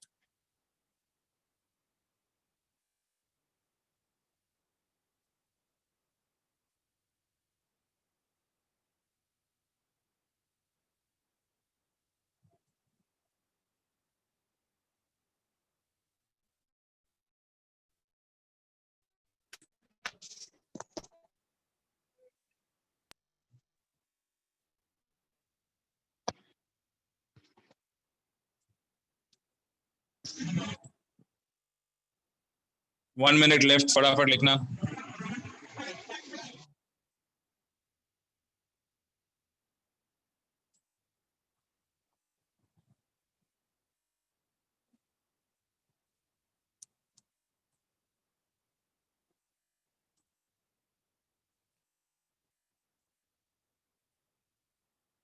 I hope everyone is done writing the 3 criteria. First criteria is more than 75% of male working population should be engaged in non-agricultural occupation. The total population, that is the settlement of the total population of that settlement, should be more than 5,000, and the density of population should be more than 400. ठीक है, तो ये criteria fulfil होना चाहिए। अभी नीचे ना ये एक टेबल दिया है, तो ये टेबल पे ना अर्बनाइजेशन आपको दिख रहा है, If we see this table, 1961 में urban population percentage was 17.79, number of urban settlement was 2270, but 2011 में अगर आप देखेंगे तो परसेंटेज जो बढ़ गया है अर्बनाइजेशन का, दैट इज 37.07, और अर्बन सेटलमेंट्स हो गए 7935। अभी ये ना जो आपको दिख रहा है इधर 37.07, ये अभी भी कम है एक्चुअली इंडिया का। अगर आप दूसरे कंट्रीज में जाएंगे ना, if you go to China, if you go to Brazil, Brazil का इज 86%, ठीक है। USA, Japan is more than 90%, China is more than 60%। तो कहीं ना कहीं अपने यहाँ पे अर्बनाइजेशन कम है, बट अभी कैसे कि धीरे धीरे अर्बनाइजेशन बढ़ रहा है इंडिया में, ठीक है। अर्बनाइजेशन बढ़ना क्यों जरूरी है? अगर अर्बनाइजेशन होगा तो ही कंट्री डेवलप होगा। अगर रूरल एरिया ज्यादा रहेगा तो कंट्री डेवलप नहीं होता है, ठीक है। अर्बनाइजेशन होना बहुत जरूरी है और सही तरीके से होना बहुत जरूरी है, ये भी याद रखना, ठीक है। Now what are the factors which is responsible for urbanization, हम लोग उसके बारे में पढ़ने वाले हैं। The factors responsible for urbanization, okay, इधर गया, हाँ। Can you see the first one is industrialization. मैंने बोला था ना कि सबसे पहला स्टेप अर्बनाइजेशन के लिए है इंडस्ट्रियलाइजेशन। जब भी एक एरिया में इंडस्ट्रीज आना चालू हो जाएगा, इनडायरेक्टली वहां पे डेवलपमेंट होना चालू हो जाएगा। जैसे अपने यहाँ पे ना एक जगह था सायन कोलीवाड़ा, कोई वहां पे रहता रहेगा तो रिलेट कर सकता है। Sion Koliwada was a area of fishing. वहां पे fishing activities, fishing was the main occupation, सबसे बड़ा फिश मार्केट, इसी ना कोलीवाड़ा, कोलियों का वाड़ा, जैसे कोली लोग रहते हैं ना वो लोग का, और उनका मेन ऑक्यूपेशन फिशिंग ही था। बट धीरे धीरे क्या हुआ, वहां पे इंडस्ट्रीज आने चालू हो गए। तो जो लोग फिशिंग में थे, पहला कैसे फिशिंग का ही बिजनेस होता था, मतलब जनरेशन टू जनरेशन, मतलब जो भी पैदा हुआ वो फिशिंग की एक्टिविटी में घुस गया। बट क्या हुआ, जैसे इंडस्ट्रीज और फैक्ट्रीज आने चालू हो गए, so lot of people started working in the factories, ठीक है। और धीरे धीरे क्या हो गया कि वहां पे डेवलपमेंट होना चालू हो गया सायन कोलीवाड़ा में। आज के डेट में वहां पे अभी भी फिशिंग होता है, नो डाउट, बट आज के डेट में Sion Koliwada is a big area, a posh area, ठीक है। वहां पे अभी बड़े बड़े ऑफिसेज है, ठीक है, बड़े बड़े फैक्ट्रीज है। ये क्यों हुआ? Because of industrialization. क्योंकि इंडस्ट्रियलाइजेशन आता है तो साथ में डेवलपमेंट भी लेके आता है, इंफ्रास्ट्रक्चर लेके आता है। इंफ्रास्ट्रक्चर मतलब कि जब इंडस्ट्रीज आता है तो आपको इलेक्ट्रिसिटी सप्लाई आता है, वाटर सप्लाई आता है, अच्छे रोड्स आते हैं, ठीक है, कनेक्टिविटी मिलता है। तो industrialization is the first step for urbanization. कोई भी एरिया को अगर अर्बन में या अर्बन सिटी में टर्न होना है तो इंडस्ट्रीज आना बहुत जरूरी है, सीधा अर्बनाइजेशन नहीं आएगा। आप ही लॉजिक लगाओ ना, आप वहां पे जाके रहोगे क्योंकि जबकि आपको काम ही नहीं है वहां पे, ठीक है। जब आपको काम वहां पे मिलेगा तभी तो जाके आप रहोगे ना। तो पहले आप काम के लिए, लोग क्यों माइग्रेट होते हैं? काम ढूंढने के लिए, फिर उधर जाके बसते हैं ना। पहले बसते हैं फिर देखते हैं क्या काम आएगा यहाँ पे, वैसा तो नहीं होता है ना, ठीक है। तो industrialization is the first step. अभी इंडस्ट्रियलाइजेशन के बाद में नेक्स्ट वन इज ट्रेड। याद हमने एक पूरा चैप्टर किया था ट्रेड पे, buying and selling of goods is called as trade. अभी इंडस्ट्रियलाइजेशन हो रहा है, फैक्ट्री बन गया। अब फैक्ट्री में जो प्रोडक्ट्स बनना है, बन गया है, उसको बेचना भी जरूरी है ना, कि फैक्ट्री वाले प्रोडक्ट्स बना के वेयर हाउस में रखते हैं टाइम पास के लिए, उसको बेचना भी है, तो उसको बोलते हैं ट्रेड। अभी ट्रेड कहाँ पे होता है? जहाँ पे पॉपुलेशन ज्यादा है, ठीक है। जैसे कि एग्जांपल मुंबई। अभी मुंबई में ट्रेड क्यों है? बिकॉज इधर का जो क्लाइमेट है वो सूटेबल है और इधर सब फैसिलिटीज भी है, ठीक है। क्लाइमेट सूटेबल होना भी जरूरी है, इसके लिए तो मुंबई डेवलप हुआ है। Now if you go to Rajasthan, Rajasthan क्यों डेवलप नहीं हो रहा है? द रीजन वाई, बिकॉज वहां पे क्लाइमेट सूटेबल नहीं है, ठीक है, फॉर ह्यूमंस, इसके लिए उधर पॉपुलेशन कम है। तो ट्रेड कैसे है ना, अभी मैं एग्जांपल देता हूँ नागपुर का। Have you heard about Nagpur? Nagpur एक अभी डेवलप्ड सिटी हो गया है, पहले वो सिटी नहीं था, it was just a rural area, but आज के डेट में वो डेवलप सिटी है। क्यों मालूम है? Because of trade. सर कैसे? Nagpur is in the centre of our country, ठीक है। बाद में गूगल में मैप में देखना, नागपुर बराबर सेंटर में है। नागपुर से नॉर्थ में भी एक्सेस कर सकते हैं, वेस्ट में भी कर सकते हैं, ईस्ट में और साउथ में। मतलब नागपुर से सब जगह गुड्स और सर्विसेज ट्रांसपोर्ट हो सकता है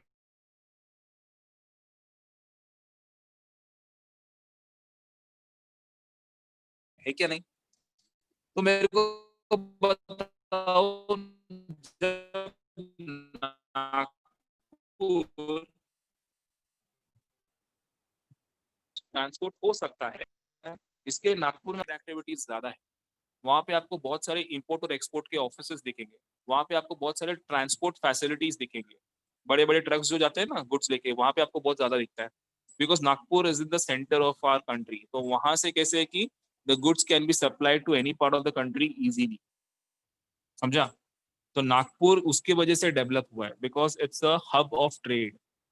समझ में आ रहा है? तो ट्रेड के वजह से भी अर्बनाइजेशन आ सकता है, सिर्फ इंडस्ट्रीज की वजह से नहीं। ठीक है, तो ये हुआ ट्रेड के बारे में। मैं चाहिए तो पैराग्राफ पढ़ता हूँ। A place in a region is sometimes favorable in terms of transport, loading, unloading। मतलब कैसे कि गुड्स जो हम लोग ट्रांसपोर्ट, जो व्हीकल्स में हम लोग लोड करते हैं या निकालते हैं, उसको बोलते हैं loading and unloading. And storage of goods, this leads to development of trade and related services like business complexes। Credit societies मतलब क्या है? जो उधार देते हैं ना, अपने को लोन देते हैं, उनको क्रेडिट सोसाइटीज बोलते हैं। गोडाउन, जहाँ पे आप लोग अपना एक्सेस सामान रखते हैं, मतलब अगर फैक्ट्री में एक्सेस कुछ प्रोडक्शन हुआ है तो उसको गोडाउन में रखते हैं। कोल्ड स्टोरेज फैसिलिटीज, ठीक है। अगर आपका फिशिंग एक्टिविटी, आपने फिशेस, आपका जो ऑक्यूपेशन है फिशिंग है, तो आपने, अब ऐसा तो नहीं ना आप गिन के फिशिंग करते हो, तो जो एक्स्ट्रा जो फिशिंग फिश होते हैं उसको हम लोग क्या करते हैं, कोल्ड स्टोरेज में रखते हैं। ठीक है, houses etc start growing. For example, Nagpur in India is centrally located in India. Urbanization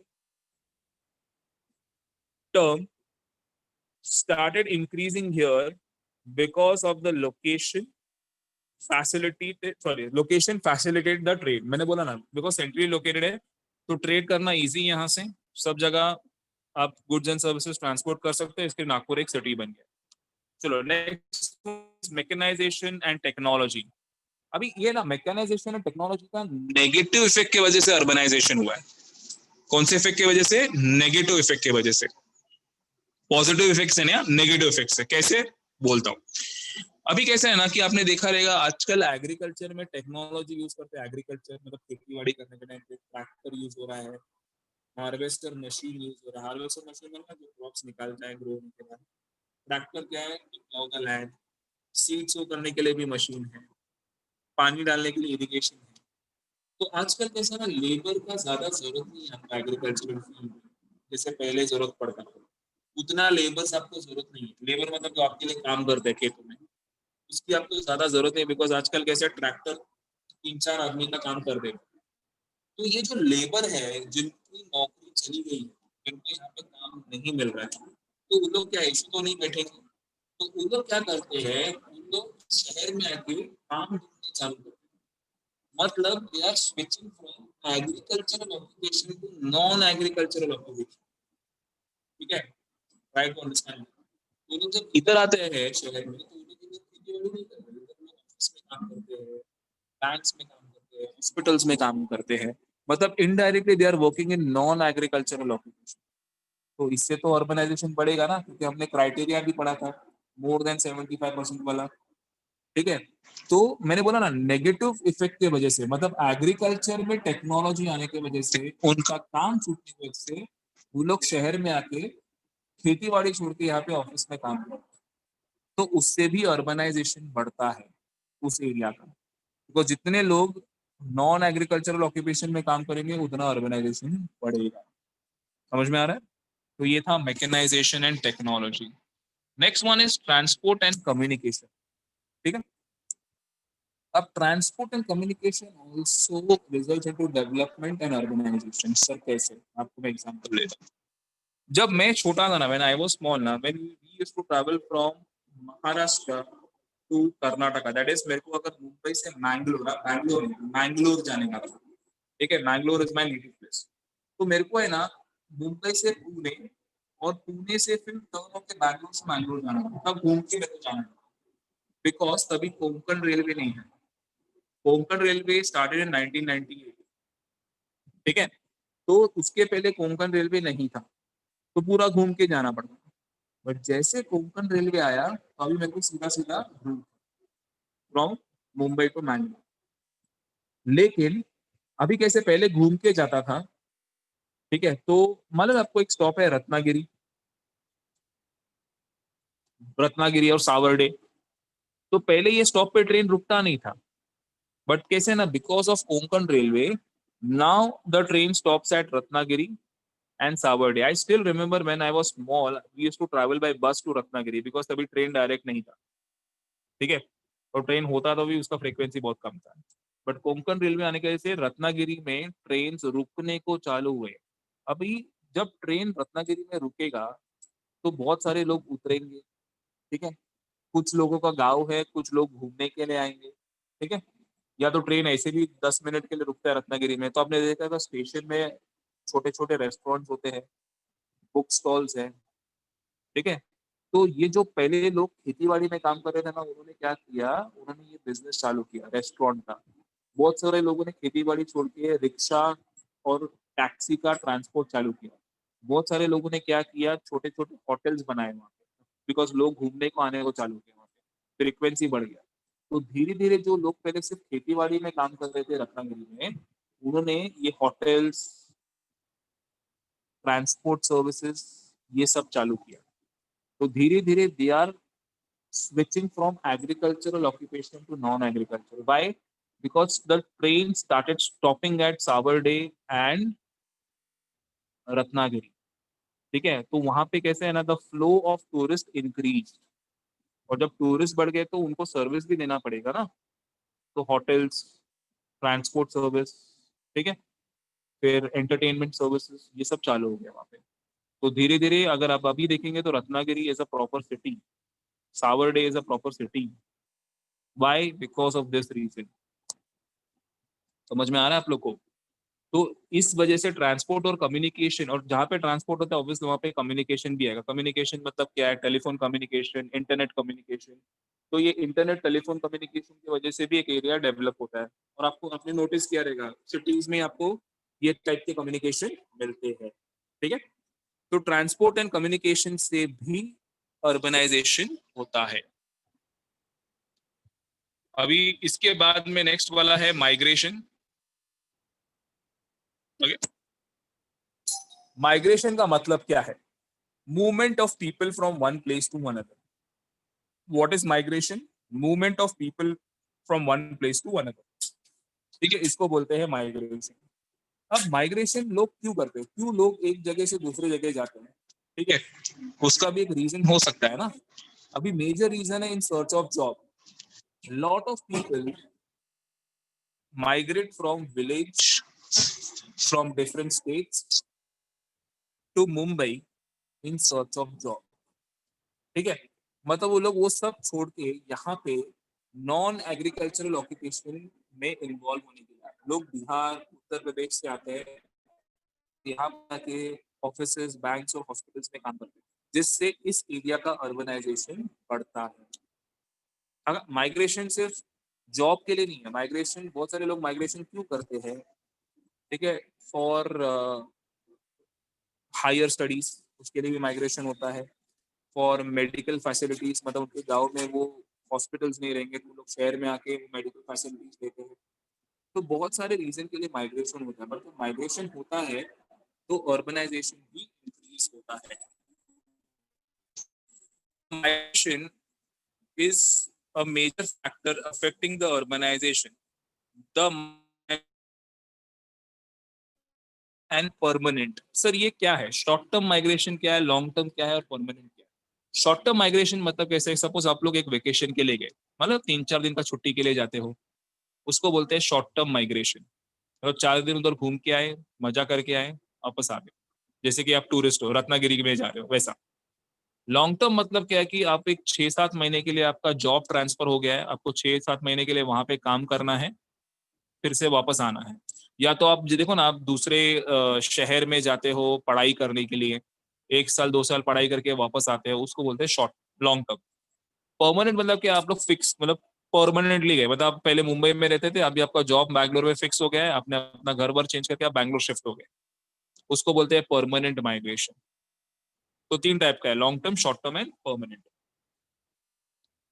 now migration occurs from rural to rural. अभी रूरल टू रूरल कैसे होता है मालूम है क्या? अगर एग्जाम्पल दे रहा हूँ, रूरल टू रूरल का एग्जाम्पल है, अगर शादी हुआ, ठीक है, तो शादी के बाद में मालूम है ना, लड़की, the girl goes to the boy's house, ठीक है, तो एक गांव से दूसरे गांव में जाएगी। आजकल कैसे है कि मॉडर्न जमाना, तो वाइसा वर्सा भी होता है, आजकल लड़का भी घर जमाई बन जाता है, ठीक है। बट मैं आपको एक एग्जाम्पल दे रहा हूँ। तो the people migrate from one village to another. Rural to rural के बाद में हुआ अर्बन एरिया टू अर्बन। अभी अर्बन टू अर्बन का एग्जांपल है ट्रांसफर ऑफ जॉब। अगर आपको एक जॉब ट्रांसफर होगा, मतलब suppose you are working in Mumbai and you get a job transfer in Bangalore, तो that is an example of urban to urban, ठीक है। ओके, अभी urban to urban.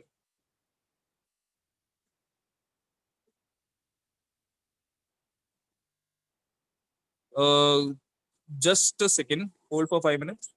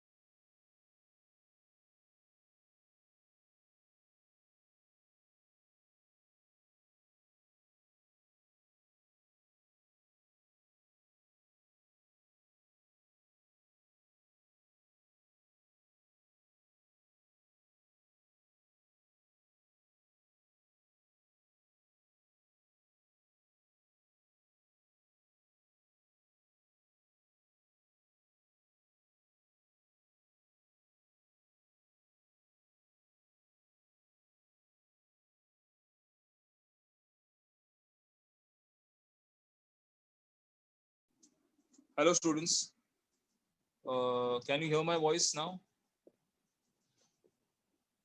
Am I audible?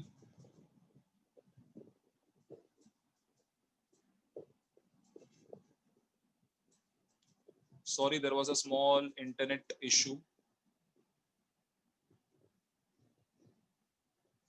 एक ही ने यस बोला है, बाकी सब सो गए क्या?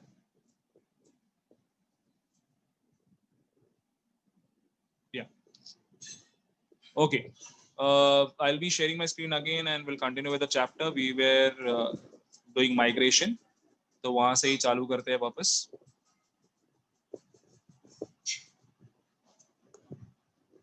Okay.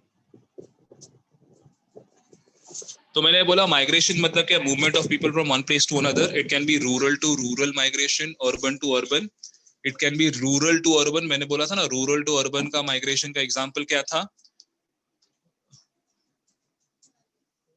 That is in search of jobs. अच्छा, अर्बन टू रूरल माइग्रेशन का क्या एग्जांपल हो सकता है? Urban to rural migration, urban to rural migration का एग्जांपल हो सकता है रिटायरमेंट। जब आप जॉब से रिटायर होते हैं तो आप बोलते हैं ना कि मैं गांव में जाके अभी सेटल होऊंगा, आराम करूंगा, तो उसको बोलते हैं अर्बन टू रूरल माइग्रेशन, एक एग्जांपल है। तो माइग्रेशन से भी क्या होता है, अर्बनाइजेशन ग्रो हो सकता है, ठीक है। ज्यादातर रूरल टू अर्बन माइग्रेशन से होता है। ओके, तो ये थे फैक्टर्स रिस्पॉन्सिबल फॉर अर्बनाइजेशन। कौन से फैक्टर्स थे? सबसे पहला था इंडस्ट्रियलाइजेशन, दूसरा था ट्रेड, तीसरा था मैकेनाइजेशन एंड टेक्नोलॉजी, चौथा था ट्रांसपोर्ट एंड कम्युनिकेशन, और फिफ्थ था माइग्रेशन। तो 5 फैक्टर्स थे which are responsible for urbanization, ठीक है। अब आते हैं हम लोग इफेक्ट्स पे, इफेक्ट्स ऑफ अर्बनाइजेशन, ठीक है। अभी 2 टाइप का इफेक्ट्स है, positive effects and negative effects. सबसे पहला देखते हैं positive effects. What are the positive effects of urbanization? ठीक है, सबसे पहला पॉजिटिव इफेक्ट अगर आप देखेंगे तो यहाँ पर दिया हुआ है सोशल हार्मनी। हार्मनी मतलब क्या है? Together, peace. मतलब कैसे कि अर्बनाइजेशन से क्या होता है? People live together, people of different caste and religion, different customs, they live together, they celebrate all the festivals together. आपने देखा रहेगा मुंबई में कैसा है कि you see people celebrating a lot of festivals. अब में हमने देखा है कि Christians are Catholics, they celebrate Navratri, ठीक है, then Hindus they celebrate Eid. तो कैसा है कि there is a cosmopolitan, Mumbai city is a cosmopolitan city जहाँ पे हम लोग सब टाइप के फेस्टिवल्स साथ में सेलिब्रेट करते हैं। तो there is a social harmony among us, ठीक है, इन अर्बन एरियाज। ये आपको गांव में देखने को नहीं मिलता है, ठीक है। गांव में कैसे people are majorly narrow minded, but आपको सिटीज में कैसा है कि we are broad minded, we are wise. और जब इतने एजुकेटेड और इतने वाइज लोग सब रहते हैं ना सिटी में, तो सिटी डेवलप होता है, ठीक है। अभी कैसे है ना कि इससे ना ऑक्यूपेशन का लेवल भी बढ़ता है। सबसे पहले क्या मतलब है क्या, हम जब छोटे ना तभी 3 टाइप का ऑक्यूपेशन होता था। One was primary occupation, secondary and tertiary. Primary occupation मतलब क्या? एग्रीकल्चर, फिशिंग, ये सब प्राइमरी ऑक्यूपेशन। तो जो खेतीबाड़ी कर रहा है, जो फिशिंग कर रहा है, वो प्राइमरी ऑक्यूपेशन। जो फैक्ट्री में काम कर रहा है वो सेकेंडरी ऑक्यूपेशन। और जो ऑफिस में, स्कूल्स में, हॉस्पिटल्स में काम कर रहा है वो tertiary occupation. But because of urbanization एक नया टाइप का ऑक्यूपेशन भी आया जिसको बोलते हैं क्वार्टरनरी ऑक्यूपेशन। क्या बोलते हैं? Quaternary occupation. क्वार्टरनरी ऑक्यूपेशन मतलब क्या है? इसमें सब इंटेलेक्चुअल्स इन्वॉल्व है, ठीक है। जो क्रिएटिव है, इमेजिनेटिव है ना, उनको क्वार्टरनरी ऑक्यूपेशन में रखते हैं। जैसे कि scientist, medical researcher, director of a movie is also a part of quaternary occupation. और quaternary occupation में जो काम कर रहे हैं उनका पेमेंट हमेशा ज्यादा रहता है, ठीक है। तो ये मूवी डायरेक्टर्स, ये साइंटिस्ट, ये मेडिकल रिसर्चर, ये सब quaternary occupation में आता है। बट ये quaternary occupation क्यों आया? बिकॉज अर्बनाइजेशन जितना डेवलप हुआ उतने लोग डेवलप हुए, जिससे ऑक्यूपेशन भी डेवलप हुआ, समझा। तो सबसे पहला पॉजिटिव इफेक्ट क्या है? Social harmony. मतलब एक अर्बन एरिया में people live together, they think together, they help to develop the area, ठीक है। तो ये था social harmony. Next one is modernization. अभी अर्बनाइजेशन का दूसरा नाम ही मॉडर्नाइजेशन है। आज अर्बन एरियाज में लोग क्यों आना चाहते हैं, ठीक है, सिटीज में क्यों लोग आते हैं गांव से? बिकॉज उनको अच्छे से रहना है, उनको मॉडर्न बनना है, बोलते हैं ना, हमको मॉडर्न बनना है। तो मॉडर्नाइजेशन अपने यहाँ पे सब लेटेस्ट टेक्नोलॉजीज, लेटेस्ट फीचर्स सबसे पहला बॉम्बे में आता है, या सबसे पहले सिटीज में आता है इन जनरल, ठीक है। तो जो भी मॉडर्न टेक्निक्स है, या जो नए नए कुछ भी आए, नए नए फैसिलिटीज या गैजेट्स आए या टेक्नोलॉजी आया, तो पहले सिटी में आता है, फिर धीरे धीरे गाँव में जाएगा, ठीक है। तो ये सबसे बड़ा पॉजिटिव इफेक्ट है अर्बन एरिया का, ओके।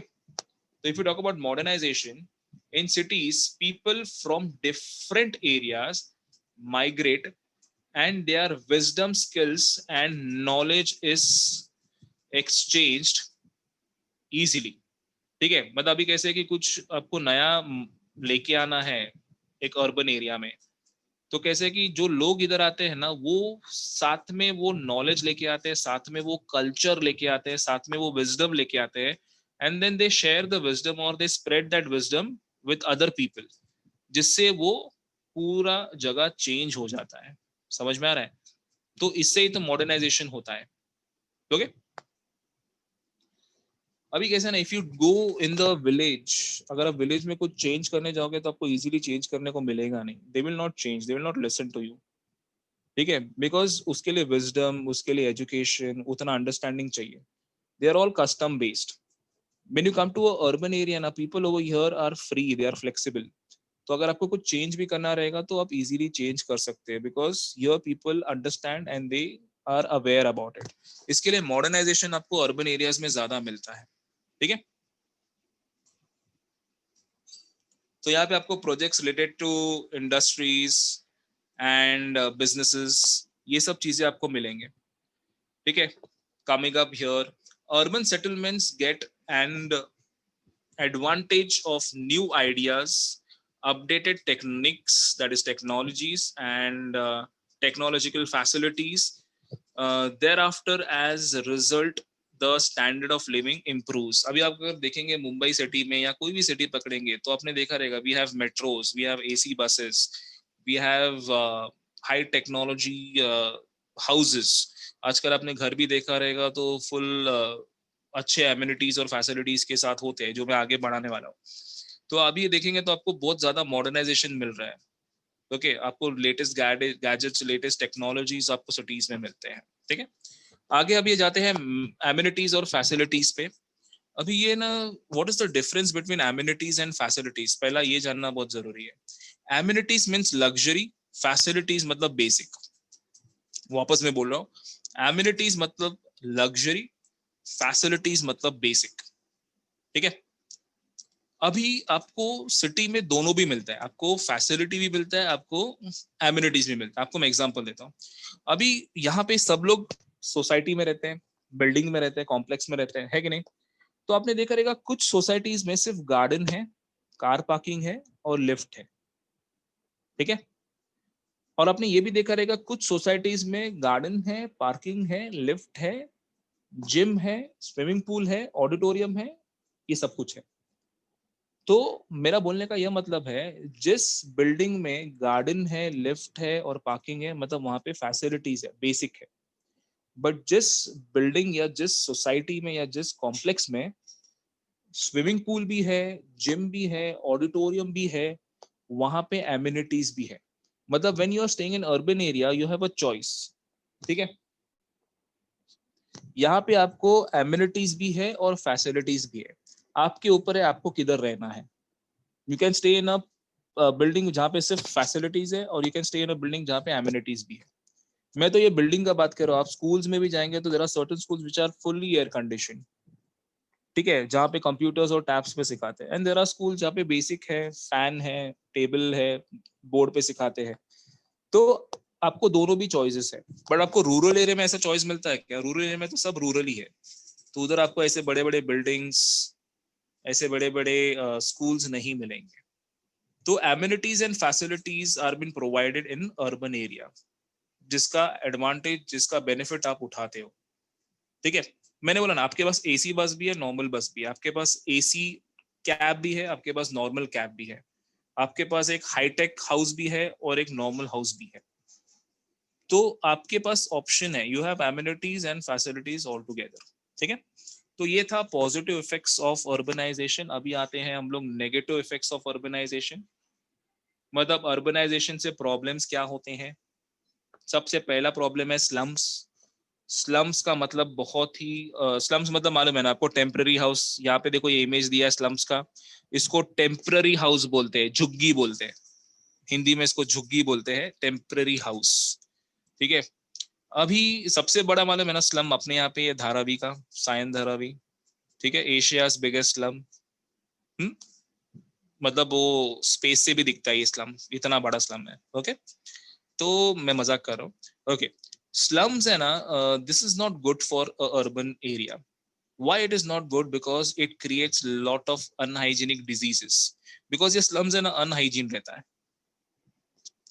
तो यहाँ पे कैसे है ना कि slums में आपको बहुत सारे डिजीज मिलेंगे, और यहाँ पे जो लोग रहते हैं, they are also not civilized. ठीक है, मतलब ये लोग कैसे कि they are not educated, they don't have manners. तो ज्यादातर न्यूसेंस ही होते हैं. ओके, और यहाँ पे बहुत सारे डिजीज क्यों फैलते हैं? बिकॉज इनके पास प्रॉपर फैसिलिटीज नहीं है to dump the garbage. They don't have proper facilities of latrine, that is toilet की फैसिलिटीज नहीं होते हैं. ओके, तो ये सब चीजों की वजह से कैसे ना कि डिजीजेस फैलता है. तो slum is not good for a city. तो स्लम कैसे हटाया जाए, ये भी एक बड़ा ऑप्शन होना चाहिए ना. अभी स्लम्स बनते क्यों मालूम है क्या? सपोज माइग्रेशन हो रहा है. सपोज मैं ना काम ढूंढने के लिए मुंबई में आ गया. ओके, एग्जांपल दे रहा हूँ, मैं काम ढूंढने के लिए मुंबई में आ गया. अब जब मैं मुंबई में आता हूँ काम ढूंढने के लिए, तो मेरे पास पैसा नहीं है इसके लिए, तो मैं काम ढूंढने के लिए आया.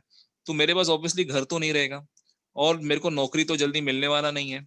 और नौकरी मिला तो भी इतना पैसा नहीं मिलेगा कि मैं घर खरीदूं या घर रेंट पे लूं मुंबई में, तो मैं क्या करूंगा, I will live in a temporary house, I will make a temporary house and live over there. तो इससे क्या हो रहा है, स्लम्स बढ़ रहा है, समझा। तो स्लम्स कैसे कम कर सकते हैं, यहाँ पे है ना, ये जो बड़े बड़े फैक्ट्रीज के ओनर्स है, इंडस्ट्रियलिस्ट है, बिजनेसमैन है ना, they should help government by building small houses for this people. समझ में आ रहा है क्या? क्योंकि कैसा है ना कि हम सब कुछ गवर्नमेंट पे नहीं छोड़ सकते, थोड़ा बहुत कुछ अपने को भी करना है, ठीक है। वी कैन नॉट टेल कि गवर्नमेंट कुछ कर नहीं रहा है, स्लम्स बढ़ रहा है। स्लम्स क्यों बढ़ रहा है, बिकॉज इतने बड़े बड़े फैक्ट्रीज है तो उधर काम करने को आ रहा है, तो जो फैक्ट्रीज और इंडस्ट्रीज के ओनर है उनका भी एक रिस्पॉन्सिबिलिटी बनता है कि इन लेबर्स को एक परमानेंट हाउस बना के दे।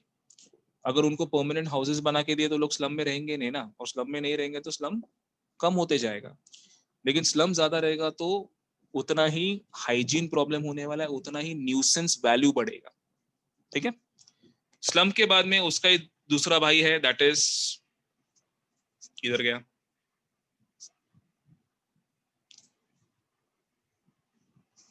Just a second, I am sorry, या, उसका ही दूसरा भाई है, दैट इज पोल्यूशन, ठीक है। स्लम्स के बाद में पोल्यूशन है, सके पोल्यूशन के पहले ट्रैफिक जैम ले लेते हैं। अभी स्लम्स के बाद में ट्रैफिक जैम है। ट्रैफिक जैम क्यों होता है, because over here the roads are narrow, ठीक है, द रोड्स आर लेस। हमको ऐसा लगता है कि कार्स बढ़ गए, बट कार्स नहीं बढ़े, roads are less. Traffic jam क्यों होता है, because people they don't follow traffic rules, ठीक है। Lot of people are not aware about traffic rules. बहुत सारे लोगों को पता नहीं कि जीब्रा क्रॉसिंग क्या होता है और जीब्रा क्रॉसिंग को कैसे फॉलो करना चाहिए। बहुत सारे लोगों को पता नहीं है कि when you are driving a vehicle आपको क्या सिग्नल्स देना है, ठीक है, आपको कहाँ से ओवरटेक करना है, आपको कभी स्टॉप करना है। बहुत सारे लोगों को पता नहीं, और इससे क्या होता है ना, क्या बहुत ट्रैफिक जाम होता है, because people they are driving the vehicles haphazardly मतलब कि अपने मन से, ना सिग्नल फॉलो करते हैं, ठीक है। उनके लिए ग्रीन सिग्नल, रेड सिग्नल और येलो सिग्नल तीनों भी सेम है, तीनों सिग्नल में वो लोग गाड़ी चलाते हैं, ठीक है।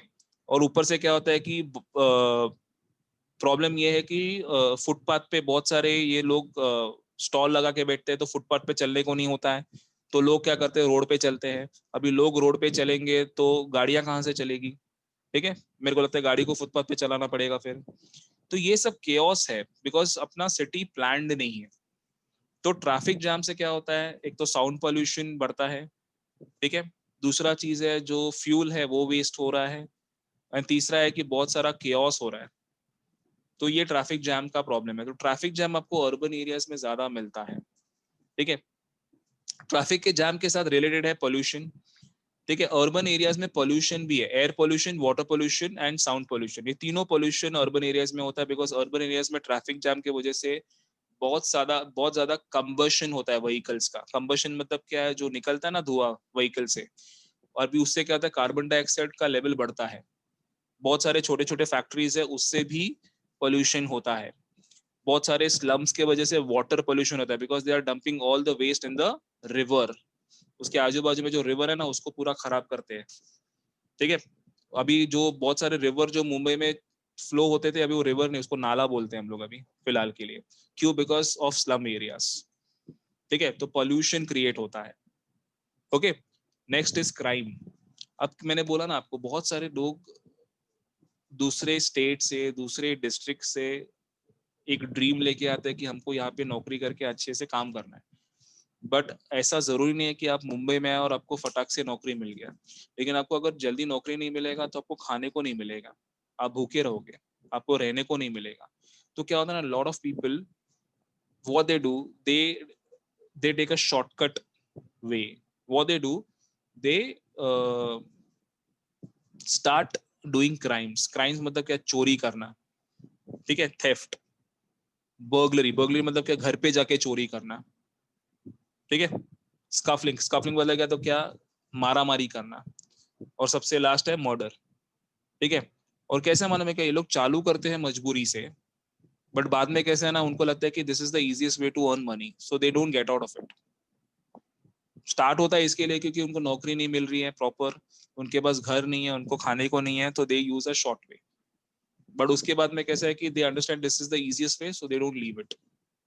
इससे क्या क्राइम रेट बढ़ता है, इसके लिए अर्बन एरियाज में आपको ज्यादा क्राइम मिलता है, बिकॉज यहाँ पे रहना मुश्किल है। So people do lot of theft. आपने देखा रहेगा स्टेशन पे बहुत सारी चोरियां होती है, घर पे चोरियां होती है, बहुत सारे अपने झगड़े देखे रहेंगे, ठीक है, और अपने न्यूज में देखे रहेंगे बहुत सारे मर्डर्स हो रहे हैं। ये सब क्राइम्स क्यों हो रहे हैं? Because people are in need of money, ठीक है, and there are other peoples who are misusing this people. और अर्बन एरिया में ये होते ही रहता है, इसके लिए यहाँ पे क्राइम रेट ज्यादा है। If you go to places like Kurla, if you go to places like Bandra, वहां पे ये बहुत कॉमन हो गया है। तो this are the disadvantages of urbanization. Negative effects of urbanizations are slum, pollution, traffic jam, and crime. And positive effects are social harmony, modernization, amenities, and facilities. So this is the end of this chapter. ये chapter में इतना ही था। अगर आपको कोई doubts है, you can ask me the doubts.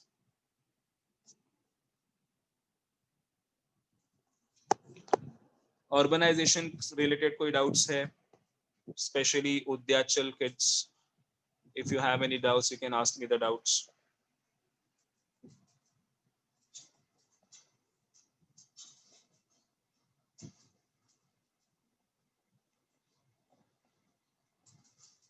Urbanization is a very simple chapter. You just have to go through.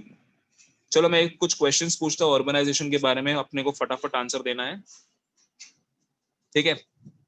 Just एक क्विक रिविजन। मैंने ना रत्नागिरी और कोंकण रेलवे का एग्जांपल कौन से फैक्टर के लिए दिया था? मैंने बोला ना फैक्टर्स रिस्पॉन्सिबल फॉर अर्बनाइजेशन, तो कोंकण रेलवे और रत्नागिरी का एग्जांपल कौन से फैक्टर के लिए दिया था? चलो देखते कितना याद है। नहीं, it is not trade. Trade is the wrong answer. No. Yes, the correct answer is given by Ehsan from Vikroli. The answer is transportation. Transportation is the correct answer. अच्छा, दूसरा चीज, मैंने नागपुर का एग्जाम्पल कौन से फैक्टर के लिए दिया था? मैं एग्जाम्पल क्यों बोला? बिकॉज इससे आपको याद रहेगा फैक्टर्स। नागपुर का एग्जाम्पल करेक्ट, ट्रेड के लिए दिया था, करेक्ट। सायन कोलीवाड़ा का एग्जाम्पल किसके लिए दिया था? सायन कोलीवाड़ा,